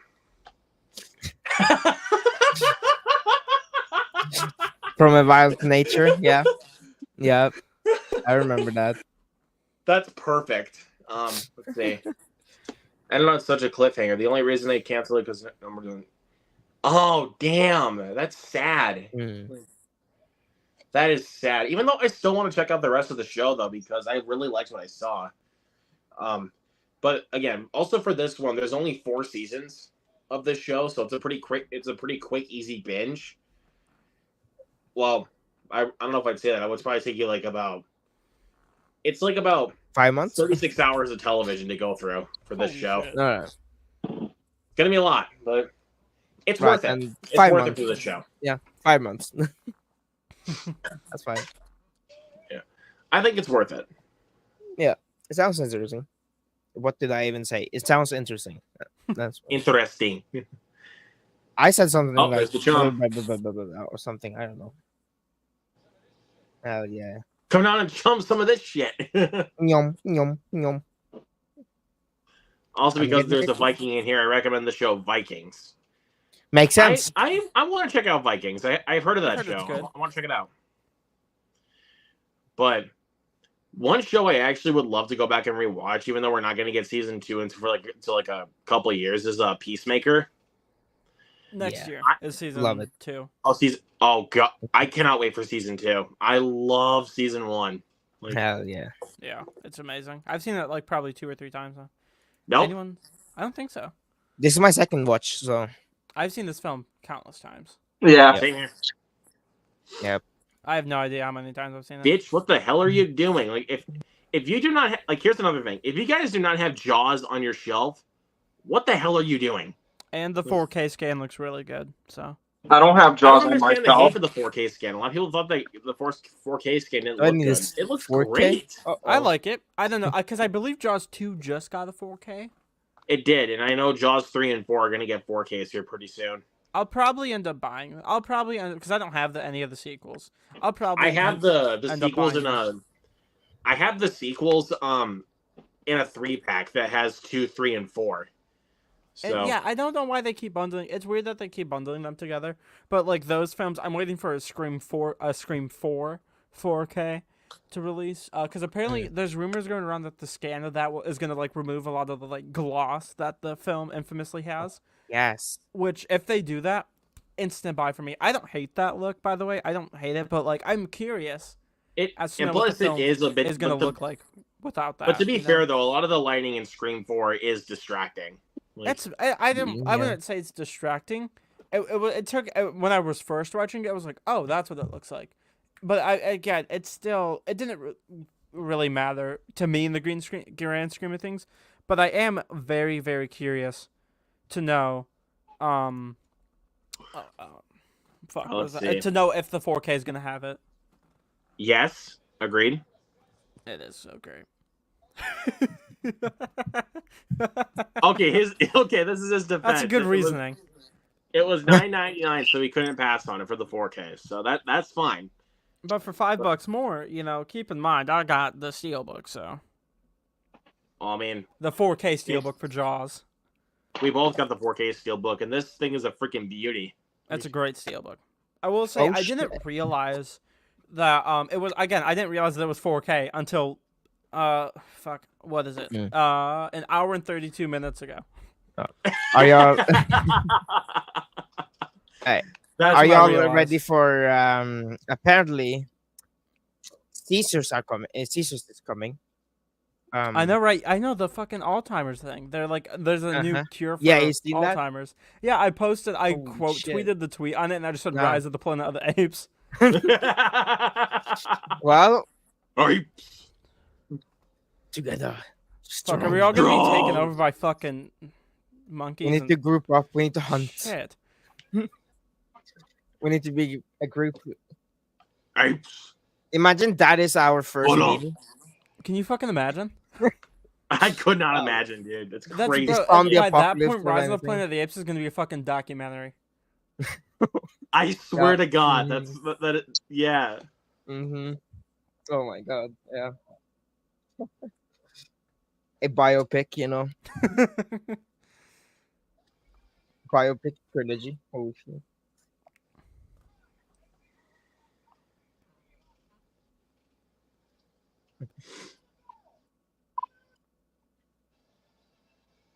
Oh man, Yeah, the barrel.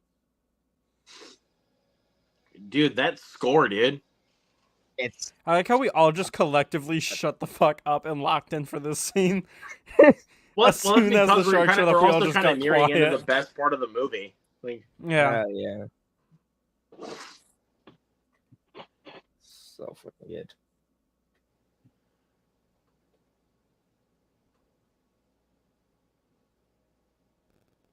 well, I just kind of feel like it. We got like it. It was like we had so much time to breathe beforehand. Yeah. Like to a point where it's just like, okay, just talk about TV shows, and then at this point we're just like, we're getting to the really really good shit. Like, Oh yeah.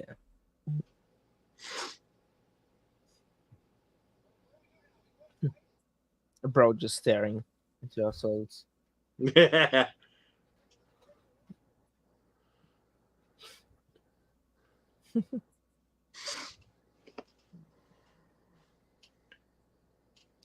I bet people were terrified for that. Can you fucking imagine? Because like you have This movie scared people to even go into the water. right. Because I mean, I would love to just sit in the theater and just know what it was like. Say like for Halloween. For like, I hope there's they so many bring this movie iconic back films to where I theater just wanna soon because sit I want to there. watch it on the big screen. And I just want to know what people are thinking of the movie, and because at this point, nobody's seen anything like this film before. Yeah. Oh, guys, Right. you're gonna have to go to Grand Rapids, Michigan. That's not where I am, by the way. Everybody, don't dox me, but I looked up Jaws at 8 p.m. tomorrow at a theater. They're playing this movie in a cinema near me, like a couple hours away. Damn. Crazy.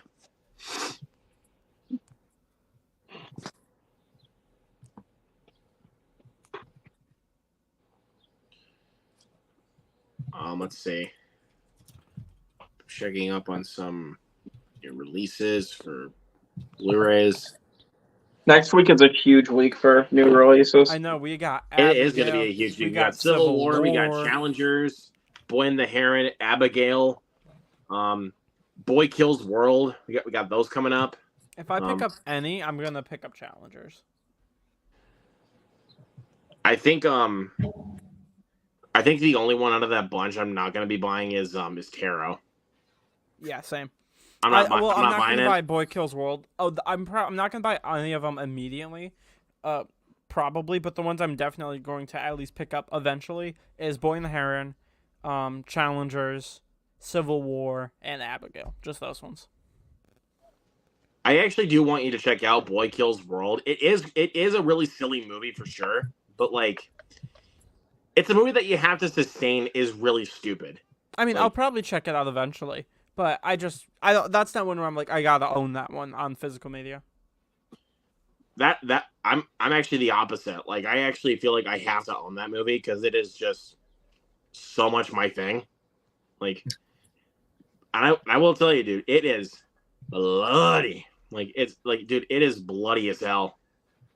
Hell yeah. It is so much fucking fun. Toby, did you see Boy Kills World? Not yet. No. Nope. I do have think you're the a. only one in here that has. I do Maybe have tomorrow? a poster in it, in my hallway, like full big posters like this. That's in the cool. hallway. I will tell you this, Toby. Maybe tomorrow after I get off of work, if I have time, you want to link up and watch it? Maybe if I have time, I'll have to check my schedule. I am going to play some Fortnite with someone. All right. Maybe after that, I don't know. I'll Well, check I my know- well, schedule. I'm probably gonna be home by like 9 o'clock or something like that because tomorrow night I am gonna go see Despicable Me 4 Gotcha. Yeah, because mine's my I theater's have a not playing busy- Maxine and I'm pissed about that. I have a busy ass week. So the plan right now is I'm gonna stay up. I'm gonna watch the new Beverly Hills Cop film Oh, and review that. And then tomorrow in the afternoon, I'm planning on seeing Despicable Me 4. And then at 7 p.m., I'm planning. Right now, the plan is to go see Maxine tomorrow. I'm very excited.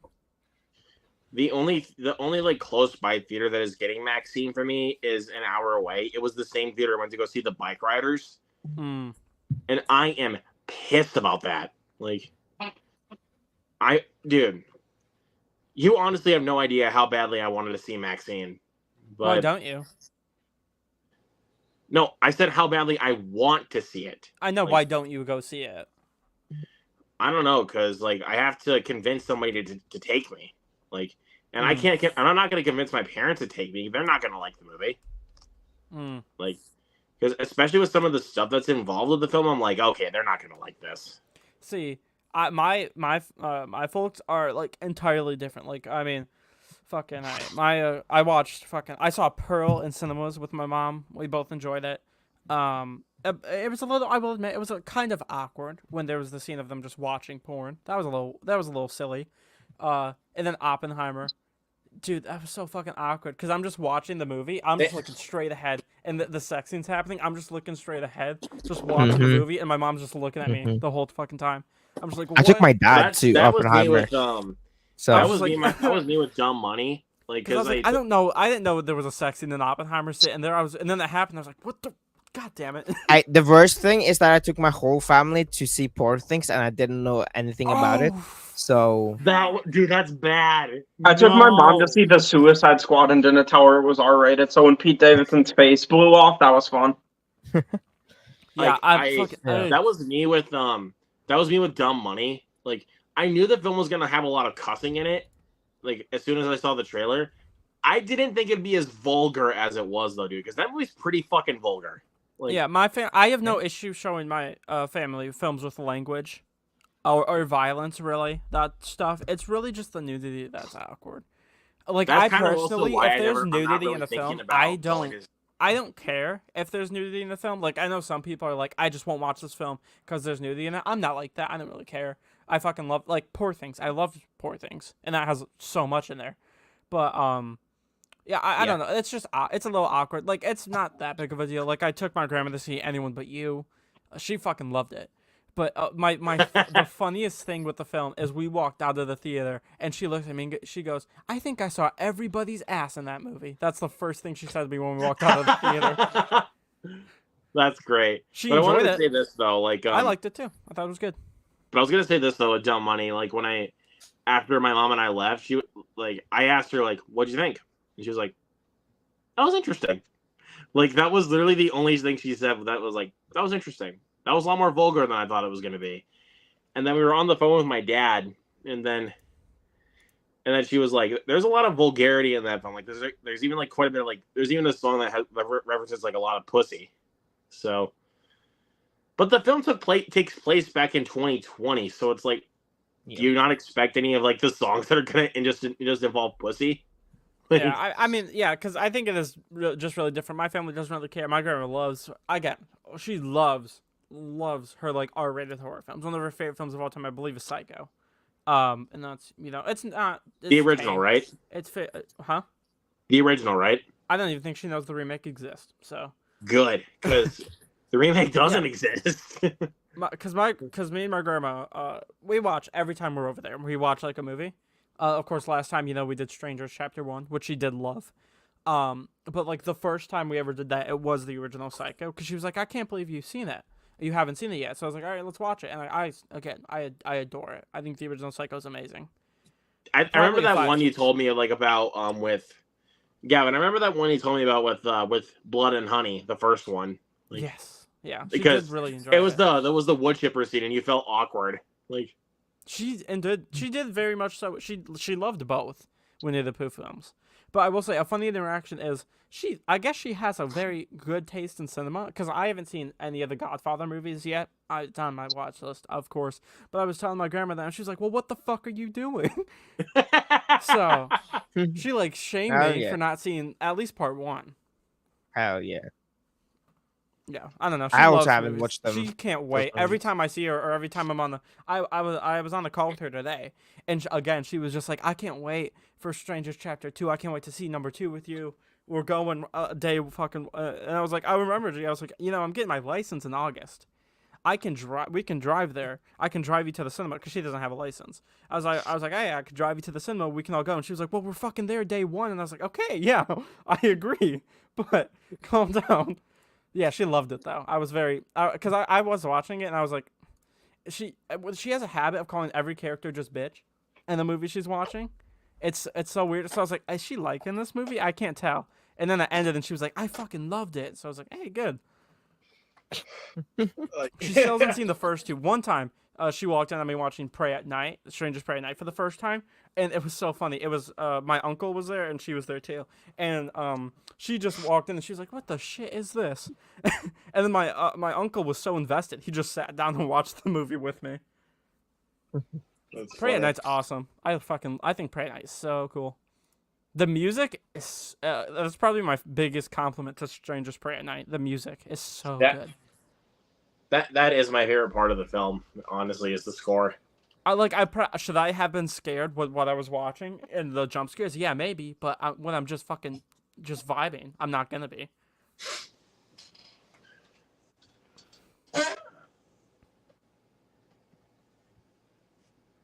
God, this score is up there too for movie scores. Jaws.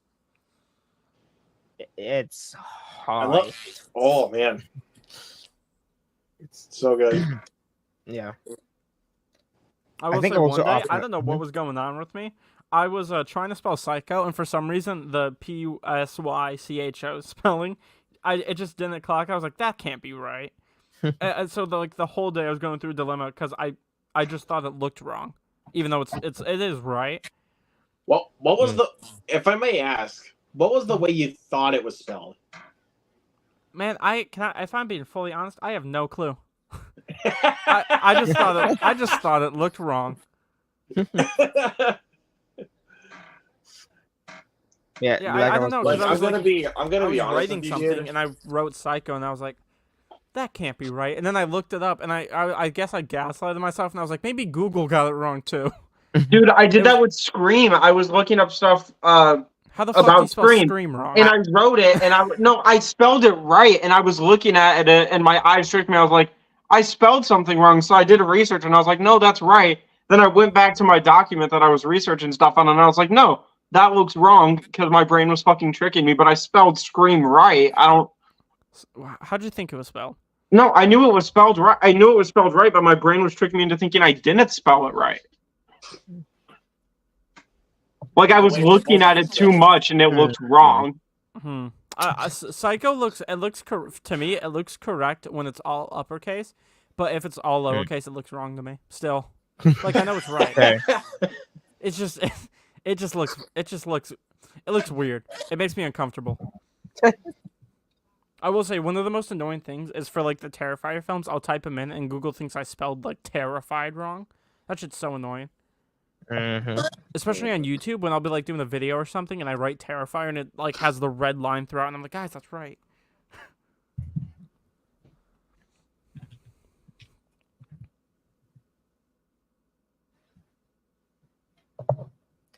I always spell psycho wrong though, so Really? okay. It was a long day, guys. I don't know. You went through a whole fucking dilemma just to spell the word psycho. Yeah, I don't know, man. I would say it was a long day. Sure, it was like 8 a.m. in the morning. So, Did you think it was spelled something like this? I kind of see, Let me man. I have see. no idea. Because that is what I always spell it like that, and I was like, oh wait, that's not right. Because you want to tell me that like lowercase, that just looks wrong for psycho. Yeah, it does. And then we have this. Yeah. Yeah, and I think that looks better. It doesn't make sense, but you know. Wait, there's no H in Psycho? Or Yeah, is there there? is. There is? There is. I was okay, I was looking Yeah, at the there chat. I was like, no Your brain's fucking. messing with you again. I just gaslighted myself. Again. Now would be more impressive if you fuck up Jaws. Right? That's gonna be the world record of the year. Cam fucks up how to spell Jaws.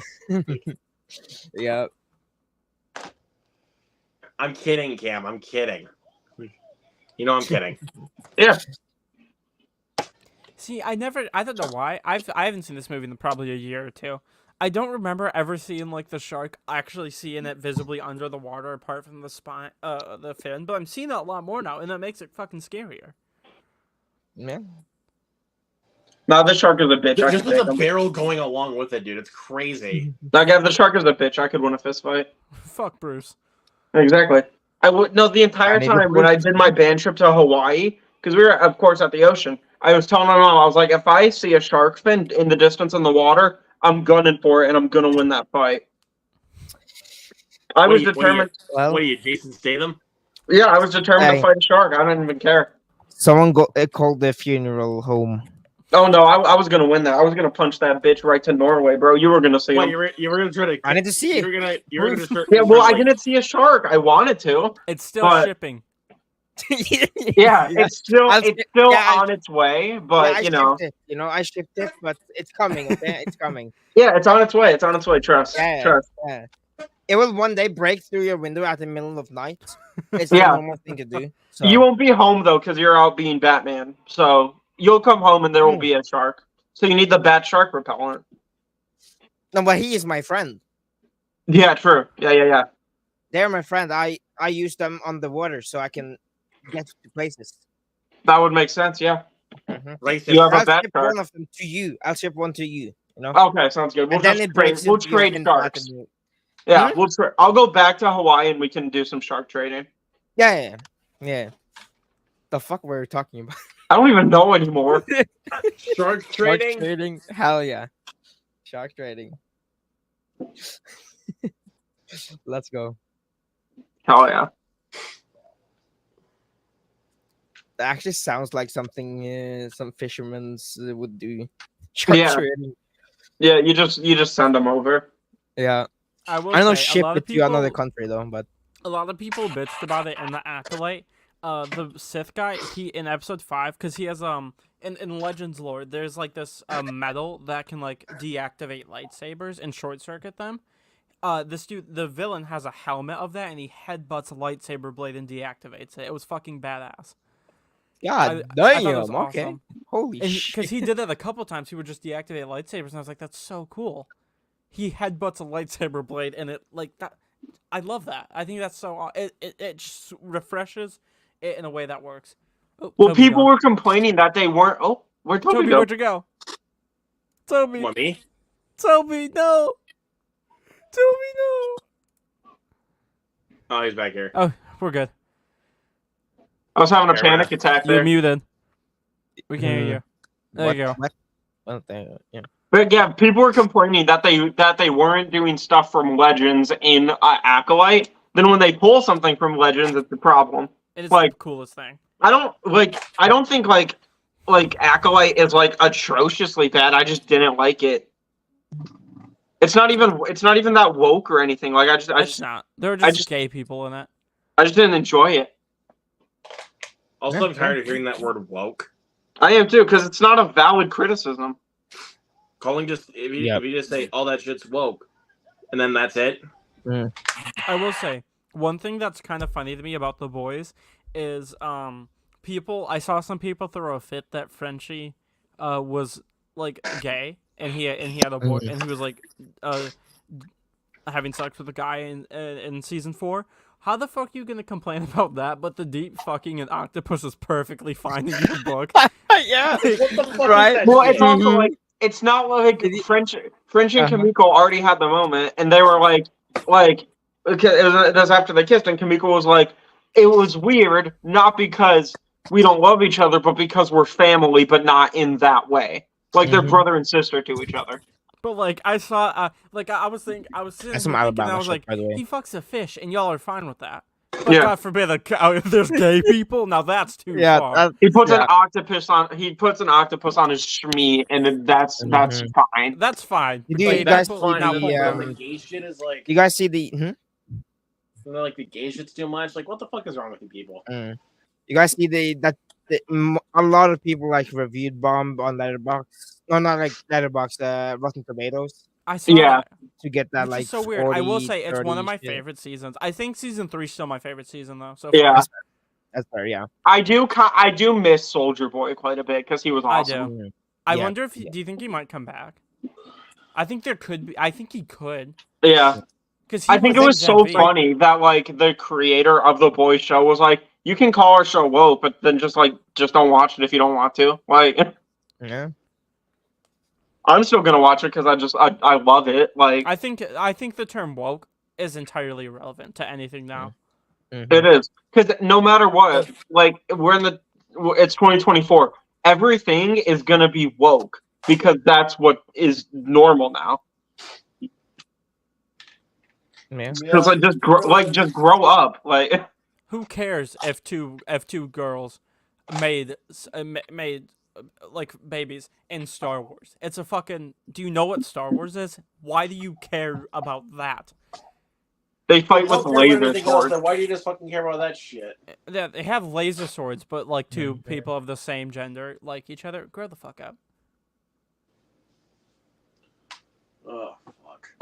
You aren't from like the fucking 1900s, 1800s, you know? Like, Yeah. Like, Jesus Christ. Yeah, I hate that shit, dude.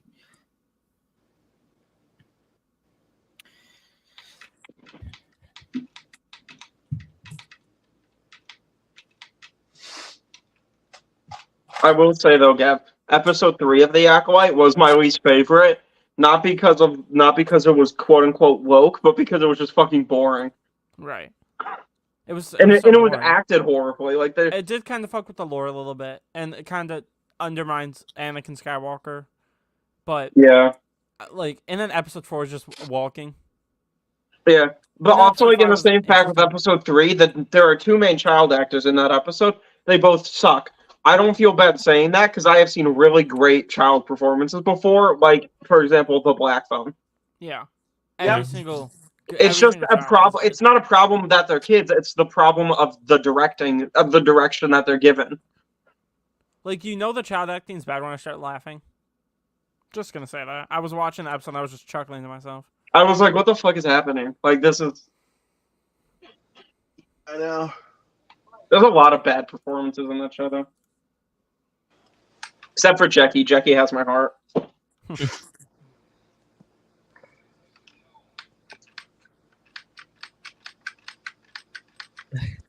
just want like a good Star Wars show again, because like Ahsoka, from what I saw, was bad. I only watched the last 3 episodes, and they sucked.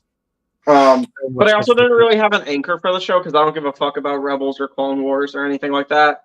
The only thing I'm grateful about for The Acolyte is that we're finally out of the time area of the Skywalker saga, and they moved on from it for a little bit.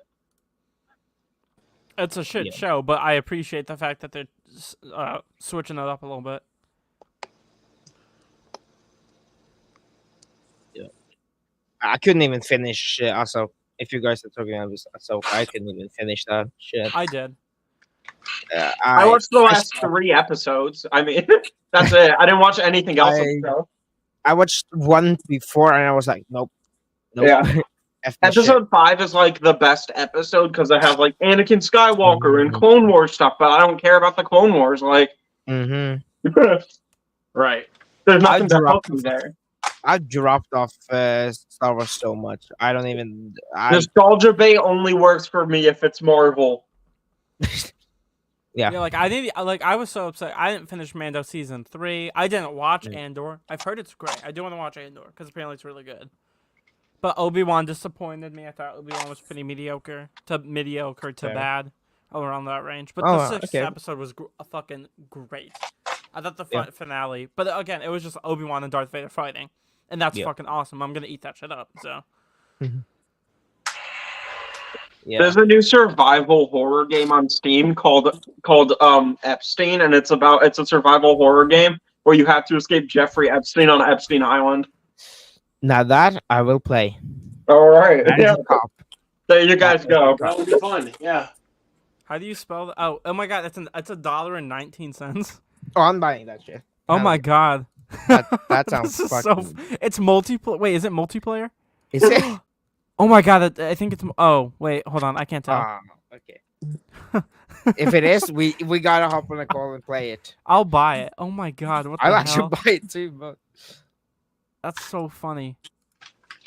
Survive a mysterious island and thwart the sinister plans of Jeffrey and Epstein. Battle the blood-dependent Morbiders and forge alliances with other survivors to confront Jeffrey and his Grand Temple. Master survival tactics and strategic gameplay in this intense adventure. I love that.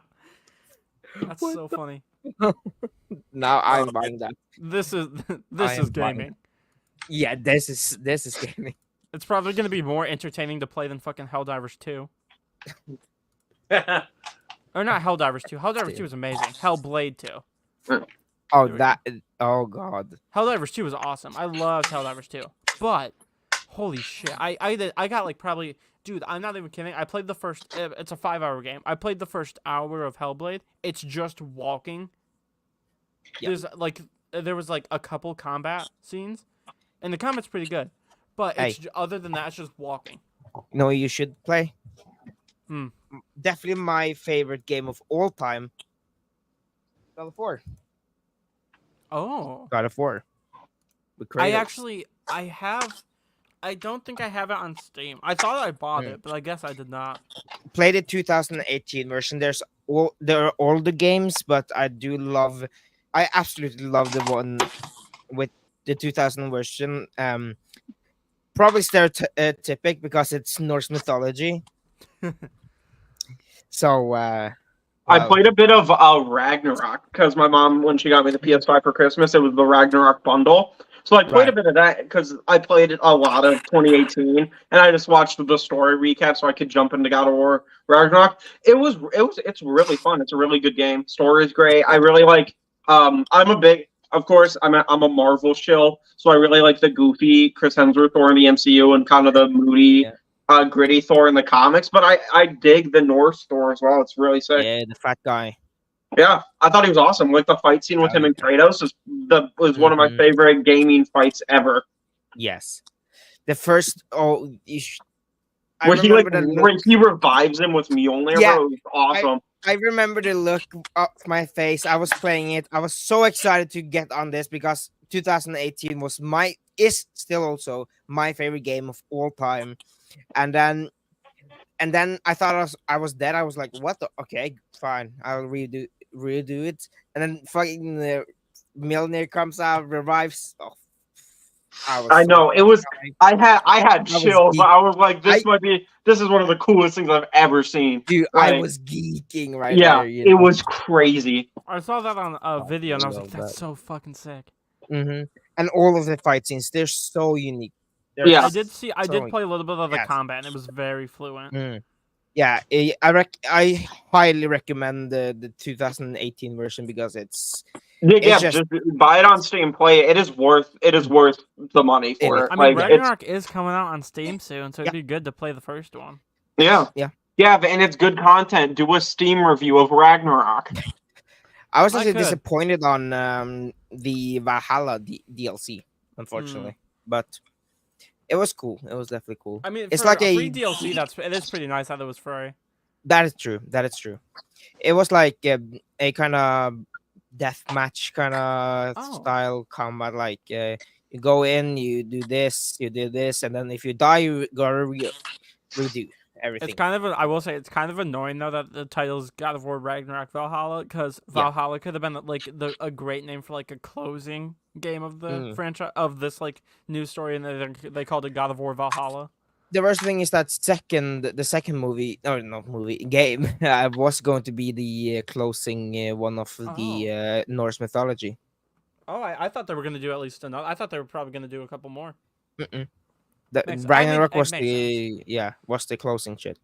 I mean, people loved both. May as well end while you're ahead. Mm-hmm. They like announced that it was the end, and but I hope they do some new mythology now. Go into we had Greek, and then we went over to Norse. I want to see Japan or anything Japanese. I don't know anything, honestly. I'm down. Do you think they should keep going with Kratos, or do you think they should switch up protagonists? Kratos. I love Kratos, so yes. I think it'd be pretty cool though if like we kind of because you play as Kratos and Atreus is kind of the side character that you have a little control over. Maybe if they did like a smaller, like on the level of like the Spider-Man Miles Morales game, if they did that and you play as Atreus and Kratos is that type of character. Yeah, but maybe it's just like a bridge. And I didn't finish Ragnarok, so I don't know how the story ends or anything. Yeah, I can't say anything about it if you guys want to finish that. I can't say anything, but now that we know Toby's, what are your guys' like all-time favorite like games with like story? Mine is Spider-Man from 2018 that Insomniac did. I think it's perfect. Gameplay's perfect. Story's perfect. Voice acting's perfect. Everything. I love Miles Morales and I love Spider-Man 2, but like. So Spider-Man 2 was the best gameplay, but hell yeah. I want that collector's edition. And and I already have the game digitally, so it's not like I'd like be at loss of a disc. So I might actually just like save up and just buy that because I really want that statue. Because I mean, that looks so cool in the background of my videos. But I love the story for Spider-Man 2. It's just the third act kind of fell off a little bit for me, mostly with the Venom stuff. But my favorite story is the 2018 game with Doc Ock and everything. So that the story is why that's my favorite. But I love all three, but 2018 is my favorite. What about you, Gap? Favorite game? My favorite game? Yeah. Shit, I don't know. How can I place this without breaking everything? Holy Fuck. It's the same thing with movies for me. It's hard to name like my number one favorite. Just what's a game that you really enjoy then? Fuck. Really, the only one I'm playing right now is Fortnite. So. Yeah. Luke, what Nice. about you? Do you have a favorite game? I will say I loved the narrative of Spider-Man. Yeah. So I might the say story. that. I thought Spider-Man was amazing. Yeah. Have you guys played the new Still the Deep or something like that? I watched the gameplay, everything of the gameplay, and it is amazing. I love I do like my fair share of horror games. I'm a little worn out by asymmetrical horror games, like the Texas Chainsaw Massacres. I played Killer Clowns from Outer Space. Wasn't a big fan of it. But I hope that, like, because we're getting a Paranormal Activity game and stuff like that, I do hope that those ones aren't. I mean, it's going to be damn hard to do an asymmetrical Paranormal Activity game. We are You know, getting a we're Quiet getting a Place, Quiet though, which is a Place. first-person horror, so That's- Quiet Place is going to be dope. I'm so excited for Let's it. hope it's Mhm. better than the first two movies. Yes. Outside Yeah, of this is- Spider-Man 2, though, like, outside of Spider-Man 2 and Fortnite, I don't really play any other games because I have, like, 200 hours logged on Spider-Man 2, and I have, like, 3 save files completed fully. I will be buying Spider-Man 2 when it goes to PC for Yeah, sure. yeah. That's But- play the Hogwarts Legacy. That was great. That's Oh, a I yeah. great haven't. game. I only haven't picked that up because I just don't really have an interest in Harry Potter. But if I like start getting into the movies and stuff, I'm not a big reader outside of comic books, so I might just watch the movies. And if I'm a fan, I'll definitely pick it up. But there's I a mean, there's a new like Hogwarts Quidditch Legacy- Cup game coming out soon for Harry Potter as well. I mean, Hogwarts Legacy was like the most successful game of last year, I believe. I think it sold the most copies. Yeah. Yeah. Luke, do you have a favorite video game? I'm not really much of like a story gamer. Like I usually want to play more games that'll actually let me like I actually want to be playing the game. I don't want to just like Yeah. sit Well, through not a just whole in terms of story. Then, like, do you just have an all-time favorite game that you love to play? Yeah, I mean, stories just kind of help because if the Yeah. story's I amazing, mean, I and get so that, is the but that's just gameplay, not my thing when it comes That's to, gonna merge. Yeah. video games. Yeah. Like I just want to be, I want to be playing the game. I don't want to just sit there and just not play for like 2 hours. Yeah, Like- fair. But do you have like a favorite game that's not story Do you just have a favorite video game? oriented? Question. That's a hard question because I'm mostly a Mario gamer. Mm-hmm. That's my shit. Oh yeah. I think if I had to go with one just based on nostalgia, probably Mario Kart 64 is my That's a favorite good game. one. That's a fun game. Yeah. That game is so much fucking fun. Mm-hmm. Now I got to ask you, what's the best Mario Kart? Best Mario Kart, like what do you mean? Like carts What's your- in general? What's your the best favorite? Mario What's Kart? your favorite Mario Kart game? Either Mine between is 8 Deluxe or because 64. Yeah, mine's 8 Deluxe simply because, especially after all the like updates that they've been doing, like it's the biggest Mario Kart game besides the mobile one. Mine too. and I there's- think it's my Well, favorite. actually, Cam, I have an idea, dude. If you want to, maybe once I decide to get like an online subscription for Nintendo Switch, we gotta link up and play some Mario Kart. That'd be fun because I also don't have the online membership. So because I chose to go with my PlayStation online membership because that's my main system. That's my main system of playing. But for sure, when I get one, we got to play some Mario Kart. Now, my favorite Mario game. That'd is be a 3D fun World. group stream if we all played Mario Kart. I think Yeah, but Mario I have to be able. 3D I have World to is have my like so much fucking well, equipment technically, just to get it open. Yeah. Oh wait, guys. Sorry to cut you off, dude. technically are. Mario 3D World plus Bowser's Fury is my favorite because it's my favorite iteration of the game. But I Mhm. think Mario 3D World's my Guys, favorite Mario game look, for sure. here it is. Oh yeah. Fire, you son of a. Oh yeah. You love that fucking gun.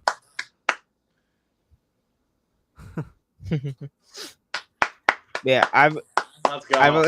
I will also say. I think my favorite Mario game, just because I have so many memories from it, is Odyssey. Same. Awesome. That's my favorite as well. Odyssey is great, man. I just That have was my so favorite. many memories. That was from my it. first Switch game because I was so excited. I wanted a Mhm. Switch for Christmas so Yeah. badly, and my mom got me a Nintendo Switch with Mario Odyssey, and I played the fuck out of it. And I adore Odyssey. It's my favorite Nintendo game of all time. Yeah, Odyssey I remember. was my favorite, and then obviously 3D World. Yeah, I'm just not a big fan. I like Bowser's Fury, but I'm just not a big fan of the timed and forced collectibles nature of Yeah. Bowser's of 3D World. But yeah, Bowser's Fury is awesome, though. I will agree. I think Bowser's Fury is really fun. Mm. A little repetitive, but fun. Yeah, I remember. You guys something here. I remember. Really quick. You want me to? Look at all this. Nice. That's all my Nice. Switch games. So Nice. I'll go from back here, I guess. It's in a GameStop case, but it's still a game. It's Crash Team Racing Nitro. Nice. This is a great game. Like, it's so much fun to play. I mean, I'm also a sucker for racing games. Like, I can stand racing games it are also kind of personally. I my thought bread they were and so fucking butter. bad. I have it by me. I have a cool steel book of the Square Enix Guardians I of the did give you Galaxy that. game. Yeah. Yeah, Gav gave Awesome me it. game. Yeah, super I love fun. that game. It's so good. I wish you could play as all the Yeah. Guardians, though. That was a little bit of a disappointment. Yeah. But Good I game, also got Sonic Colors Ultimate, which I still have not even opened. I've Another had this game I game couldn't since last stand. Christmas, and I have not opened it yet. It's mid. Yeah. Um, Most Sonic games are. Then, oh, there we Yeah. go. Here it is. Hell yeah. My Yeah. favorite Sonic game, though, is Generations. Same. I love Generations.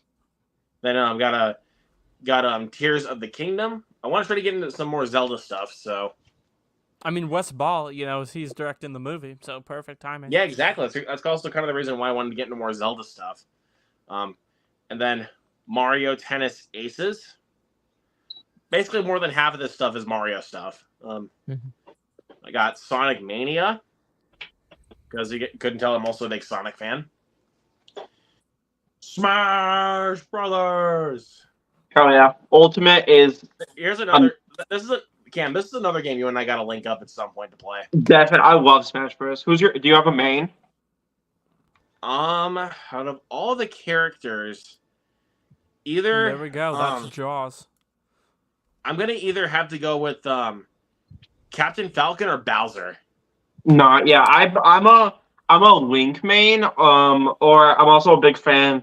Gosh, it's hard to pick a main, but probably. Well, I also Link. like Lucario. Yeah, Lucario's good. I'm not a big gamer, but I only really play through games. I play Minecraft.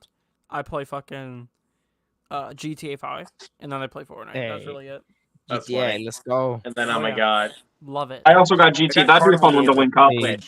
Dude, I'm a big ass gamer. I played so fucking much. Yeah.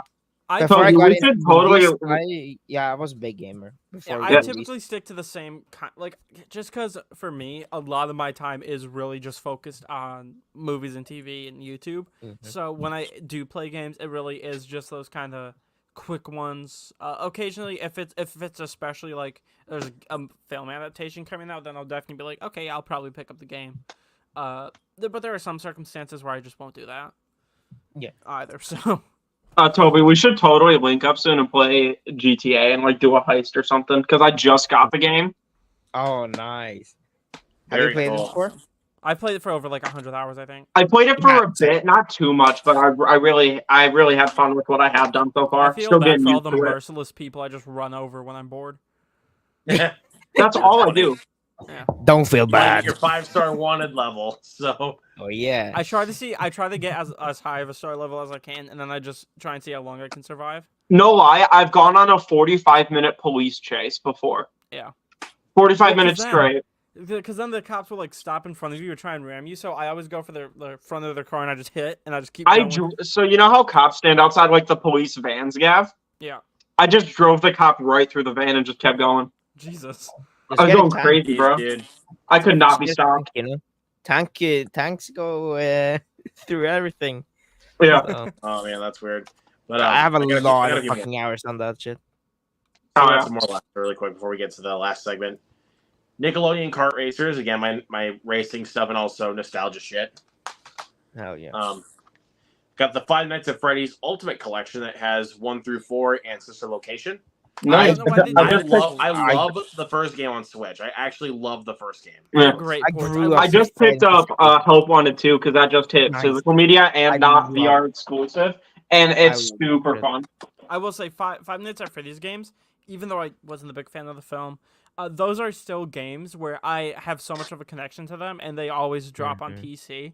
Those are ones that I typically will make exceptions for, and I will continuously pick up. I have so many. I grew up with it. I legit played the first game when I was a child, and then I played the recent ones. I just played everything. I grew up with it. Love the movie. Love everything. I know everything. Yeah. I have books. I have plushies. I have just everything. I'm a Yeah, sucker bro. for that. Just like I made sure that so all the ones that they released physically, I have all the physical versions of. I will be honest here. My favorite one's Help Wanted, the first one. I haven't played Help Wanted 2 yet. I think it's so fucking scary, especially because I have it in VR too. Oh, it's so awesome, especially playing FNAF 1. I hate Security Breach though. I don't. I bought Security Security. Breach at all. Yeah, Really? I wasn't a big fan of it. I did beat it. What? But I wasn't. I wasn't know it's a hot take. I'm a big fan of Security, especially Ruin. I really like, but I yeah. bought Security Breach digitally when it came out. Then I bought it physically on PS4. Then I bought the collector's edition for PS5. Bought it on Xbox and I bought it on Nintendo. I will say that I can never play. I can never play FNAF 4. I'm too scared. Which one? To play FNAF 4. Five Nights at Freddy's yeah. 4, dude. That Yeah, shit so is- I cannot do that one. I will say funny story with that actually. Yeah, the collection they have for those ones, it fucking annoys me that it says 1 through 4 plus Sister Location. Bro, just put 1 through 5. That's what it is. It's But I have to tell you guys a funny Ultimate story. Custom Night's really good too. I really like Ultimate Custom Night. Yeah. I have to tell you guys a little funny story though about FNAF 4. Me and one of my friends were playing the game on a bus. We had on our school iPads. The teachers were cool about that. So we were playing the game, and then a jump scare happened. We literally screamed out loud, "Fuck!" Like we actually screamed that out loud on the bus. And then this bus driver was like, "What was that?" And we were like, "Nothing." Yeah, FNAF 4. Oh my god, I still remember. That shit scared me, dude. And Every time I try, I will get to the part. So this is as far as I get. So I start the game up. I'm like, this is gonna be the time. I click new game. I get past the 8-bit thing, and then when I'm in the room, I quit out. That's as far as I can make it. I will force you to watch it, or not watch it. Play it. So we just do a group. So we just do a group stream of FNAF. I'm down. Call me in every do it day, around because I'm a super fan FNAF of that 4 shit. has the Halloween version. We do a group stream around Halloween and play FNAF. We should play VR. FNAF 4 VR. Fuck that. See, hell yeah, bro. We're going to force Gavin to play that. I couldn't do that one. I can't do Vent Repair in VR either. Oh, I can't do the Vent Repair. No, this is what we do. We have him in VR, so getting scared by FNAF 4. Then when he takes it off, we scare him with a bunch of different face hugger stuff.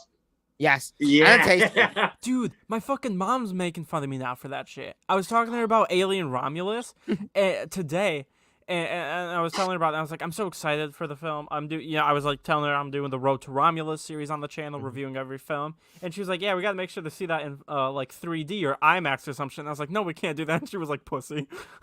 Hey, that's perfect. But we could do a video. We could do a video where we if we get scared in FNAF VR, we taste each other. Yeah, taste what? Taser. Oh my god. Oh. Hell no. Yeah. Another one, one that would actually work across, because none of us live in the same area, except of course being Gav. We do, you get jump scared, you have to do a wing with hot sauce on it, and when we get super spicy hot sauces, that'd be a fun one. That'd be a fun one. That'd be crazy. I would love to yeah, do we would do it. But, I would actually be down. The one hot sauce I reacted awfully to was ghost pepper. Where I tried it and I threw up. We all should try Plutonium 9 or Pure Evil. Just wait till you get to if you guys watch just wait till you get to this one hot sauce. If you guys have watched Hot Ones with Sean Evans, if you guys watch that, wait till you get to the bomb sauce. The bomb. I really want to try the bomb.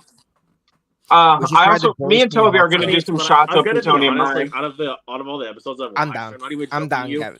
Sydney Sweeney had the funniest reaction to that, like in regards Yeah. to the bomb. The hot worst sauce. kind of hot Yeah. sauces are the ones that like are just hot and don't taste good. But like Exactly. the ones that taste good and Mhm. are kind of hot, I'm okay with. Yeah, Gav, If you it still gotta tastes help good. me and Toby out. You gotta film something because we're just gonna do some shots of plutonium 9. So, I'm down. Yeah, I'm actually just down. I'm not straight even plutonium kidding. 9. I'm not even kidding. I'm down. Yeah, same. Yeah, Actually, but let's love I would do hot that. sauce. But Oh my before God. we end this stream here, gentlemen, let's get to the final segment here Okay. of the recent physical media pickups. Toby, do you have anything?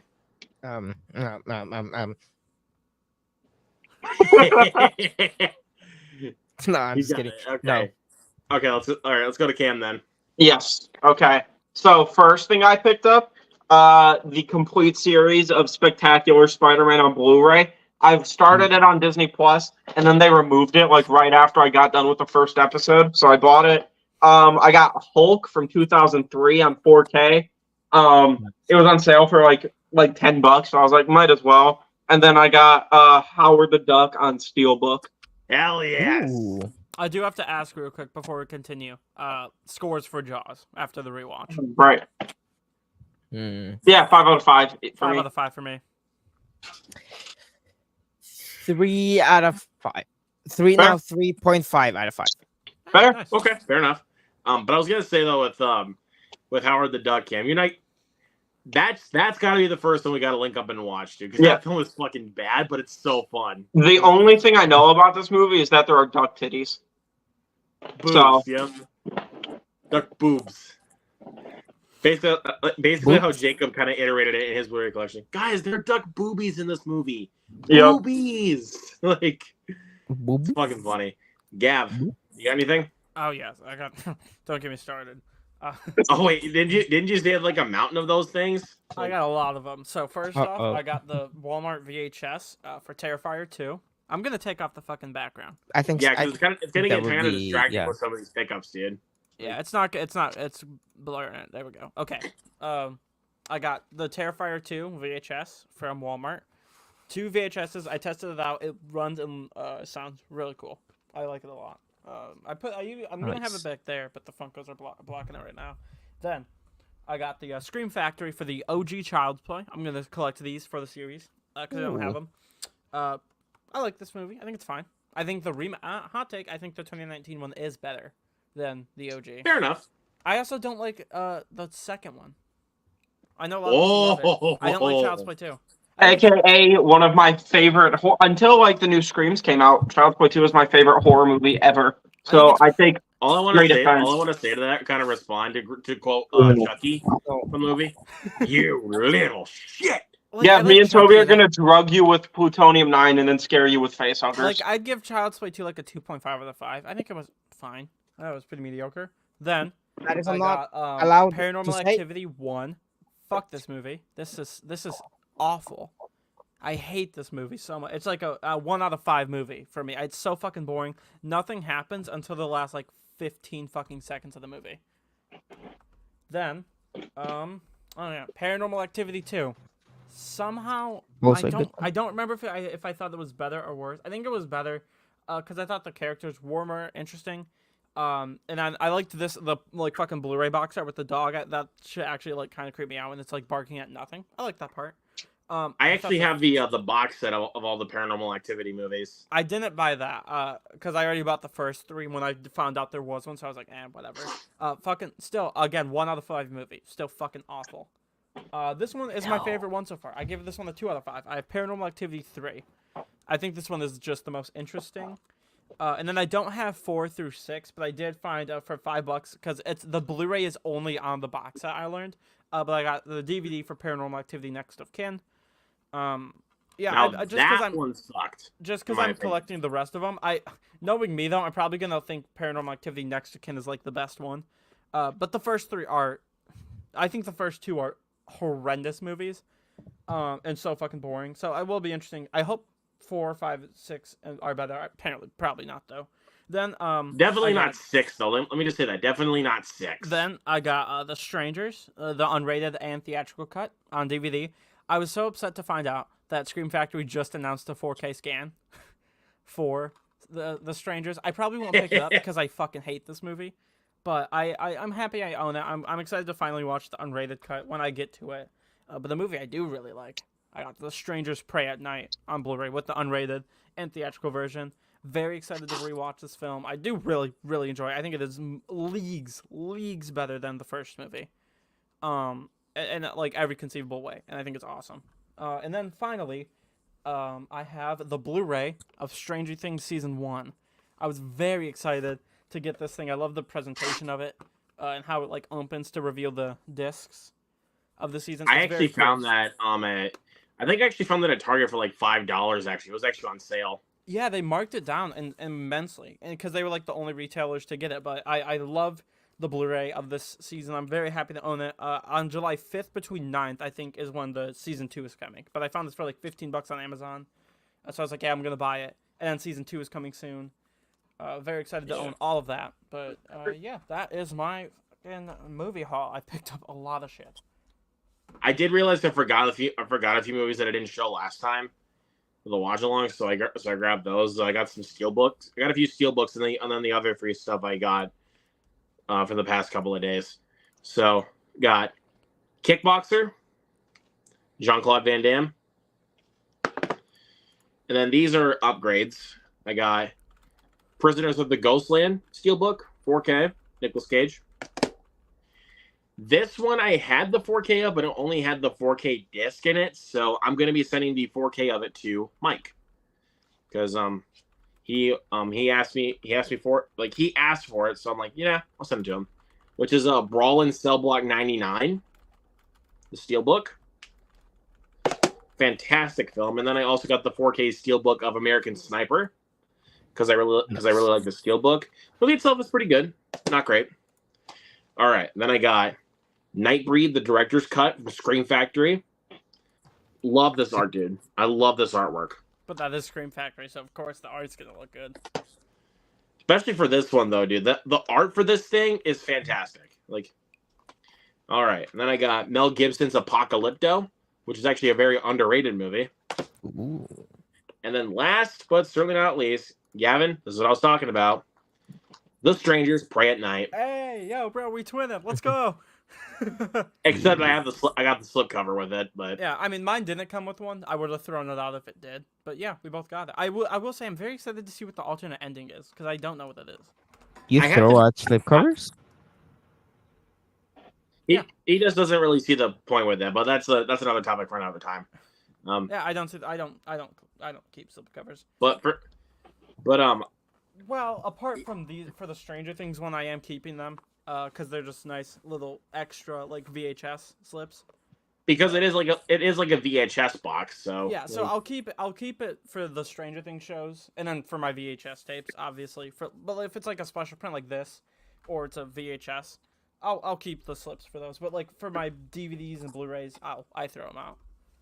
Yeah, but yeah, I think I got this one off of eBay for like $10. So yeah, mine was pretty cheap too. So yeah, I was like, yeah, I'll go ahead and get this, and I mean, who doesn't love a good deal? So I'm you know, tempting to go watch along for for the OG Pray at Night, and then maybe Chapter 1 before Chapter 2 comes out. Might do that. Yeah, I mean, and then, but I think this one I actually also got for $10, which was Apocalypto. Like, this one was $10, and this Blu-ray actually is not very easy to find. And I want to focus. And but actually, here's the recommendation of the night is Apocalypto. I'd recommend this. But that is it. That is it for me. I got more stuff coming in up for the Criterion sale and all that goody good stuff. So, gentlemen, that is it. That is it for the watch along of Jaws. Of course, I enjoyed doing this because, I mean, Jaws is a classic. What else do I need to say about it that has not been said? Yep. And stay tuned on Sunday for the next watch along on the channel, which is going to be for the original, The Terminator, starring the one and only Arnold Schwarzenegger.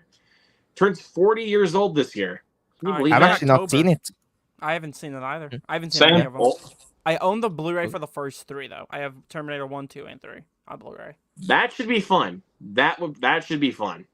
I'll just say that. That should be fun. I don't know if I'm gonna make it because I know I'm going like camping for 4th of July with a bunch of my family. So I have no idea if I'll be back When is for it? the stream. The 7th. 7th. Okay. Yeah, that's a Sunday. So There's a possibility. Maybe.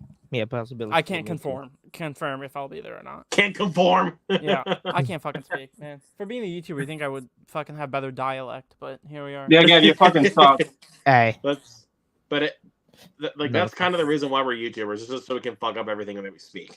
Yeah, Oh yeah, So- YouTubers I just fuck up do- everything. No, so, I just do YouTube to talk about superheroes because no one will fucking listen to me otherwise. So Here's you know. the thing, it could be worse. I could talk bad like I do now, or it could be a Minecraft YouTuber that becomes a pedophile. Like, it seems like those are the two paths. That's you either- probability. That's, Yes. I This will is say, how it goes. Dr. This is Disrespect- how That it goes is, for Minecraft TMI, sir. YouTubers. You either live long enough to see yourself become a hero, or you live long enough to see yourself become a pedophile and want to diddle kids. I don't know. There's only 2 spectrums for I that. think You those know, Minecraft YouTubers got that confused is, because TMI, when sir. they heard we were Right. going mining, they got confused and they went with the other interpretation of miners. But Yeah. I will say, funny. I saw the funniest fucking thing for Dr. Disrespect. He said, Dr. Disrespect was confused. He thought when they said 49ers, they said 40 miners.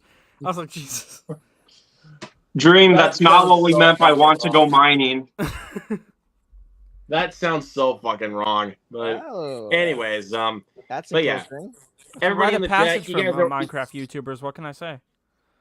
apparently you do.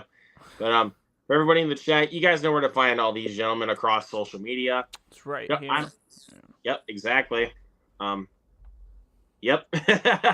That's basically where you can find them across social media. Of course, subscribe to my channel. We're nearing in at 700 subscribers. I think the last time I checked, I'm at 654, I think. Yeah, you're climbing up there. Yeah. So, Oh, and you guys What? should subscribe to me because I am 2 subs away from 200. Don't subscribe to him. His channel fucking sucks. Oh, Agree. Agree. No. Toby! I was about to say, Nah, bitch, just- you helped him out. But also What the Gavin you guys? also. No, just kidding. No, I'm with you, Cam. I got you. I Thank got you, you. man. But also Gavin, like I said, and everyone's watching it. No, I'm just kidding.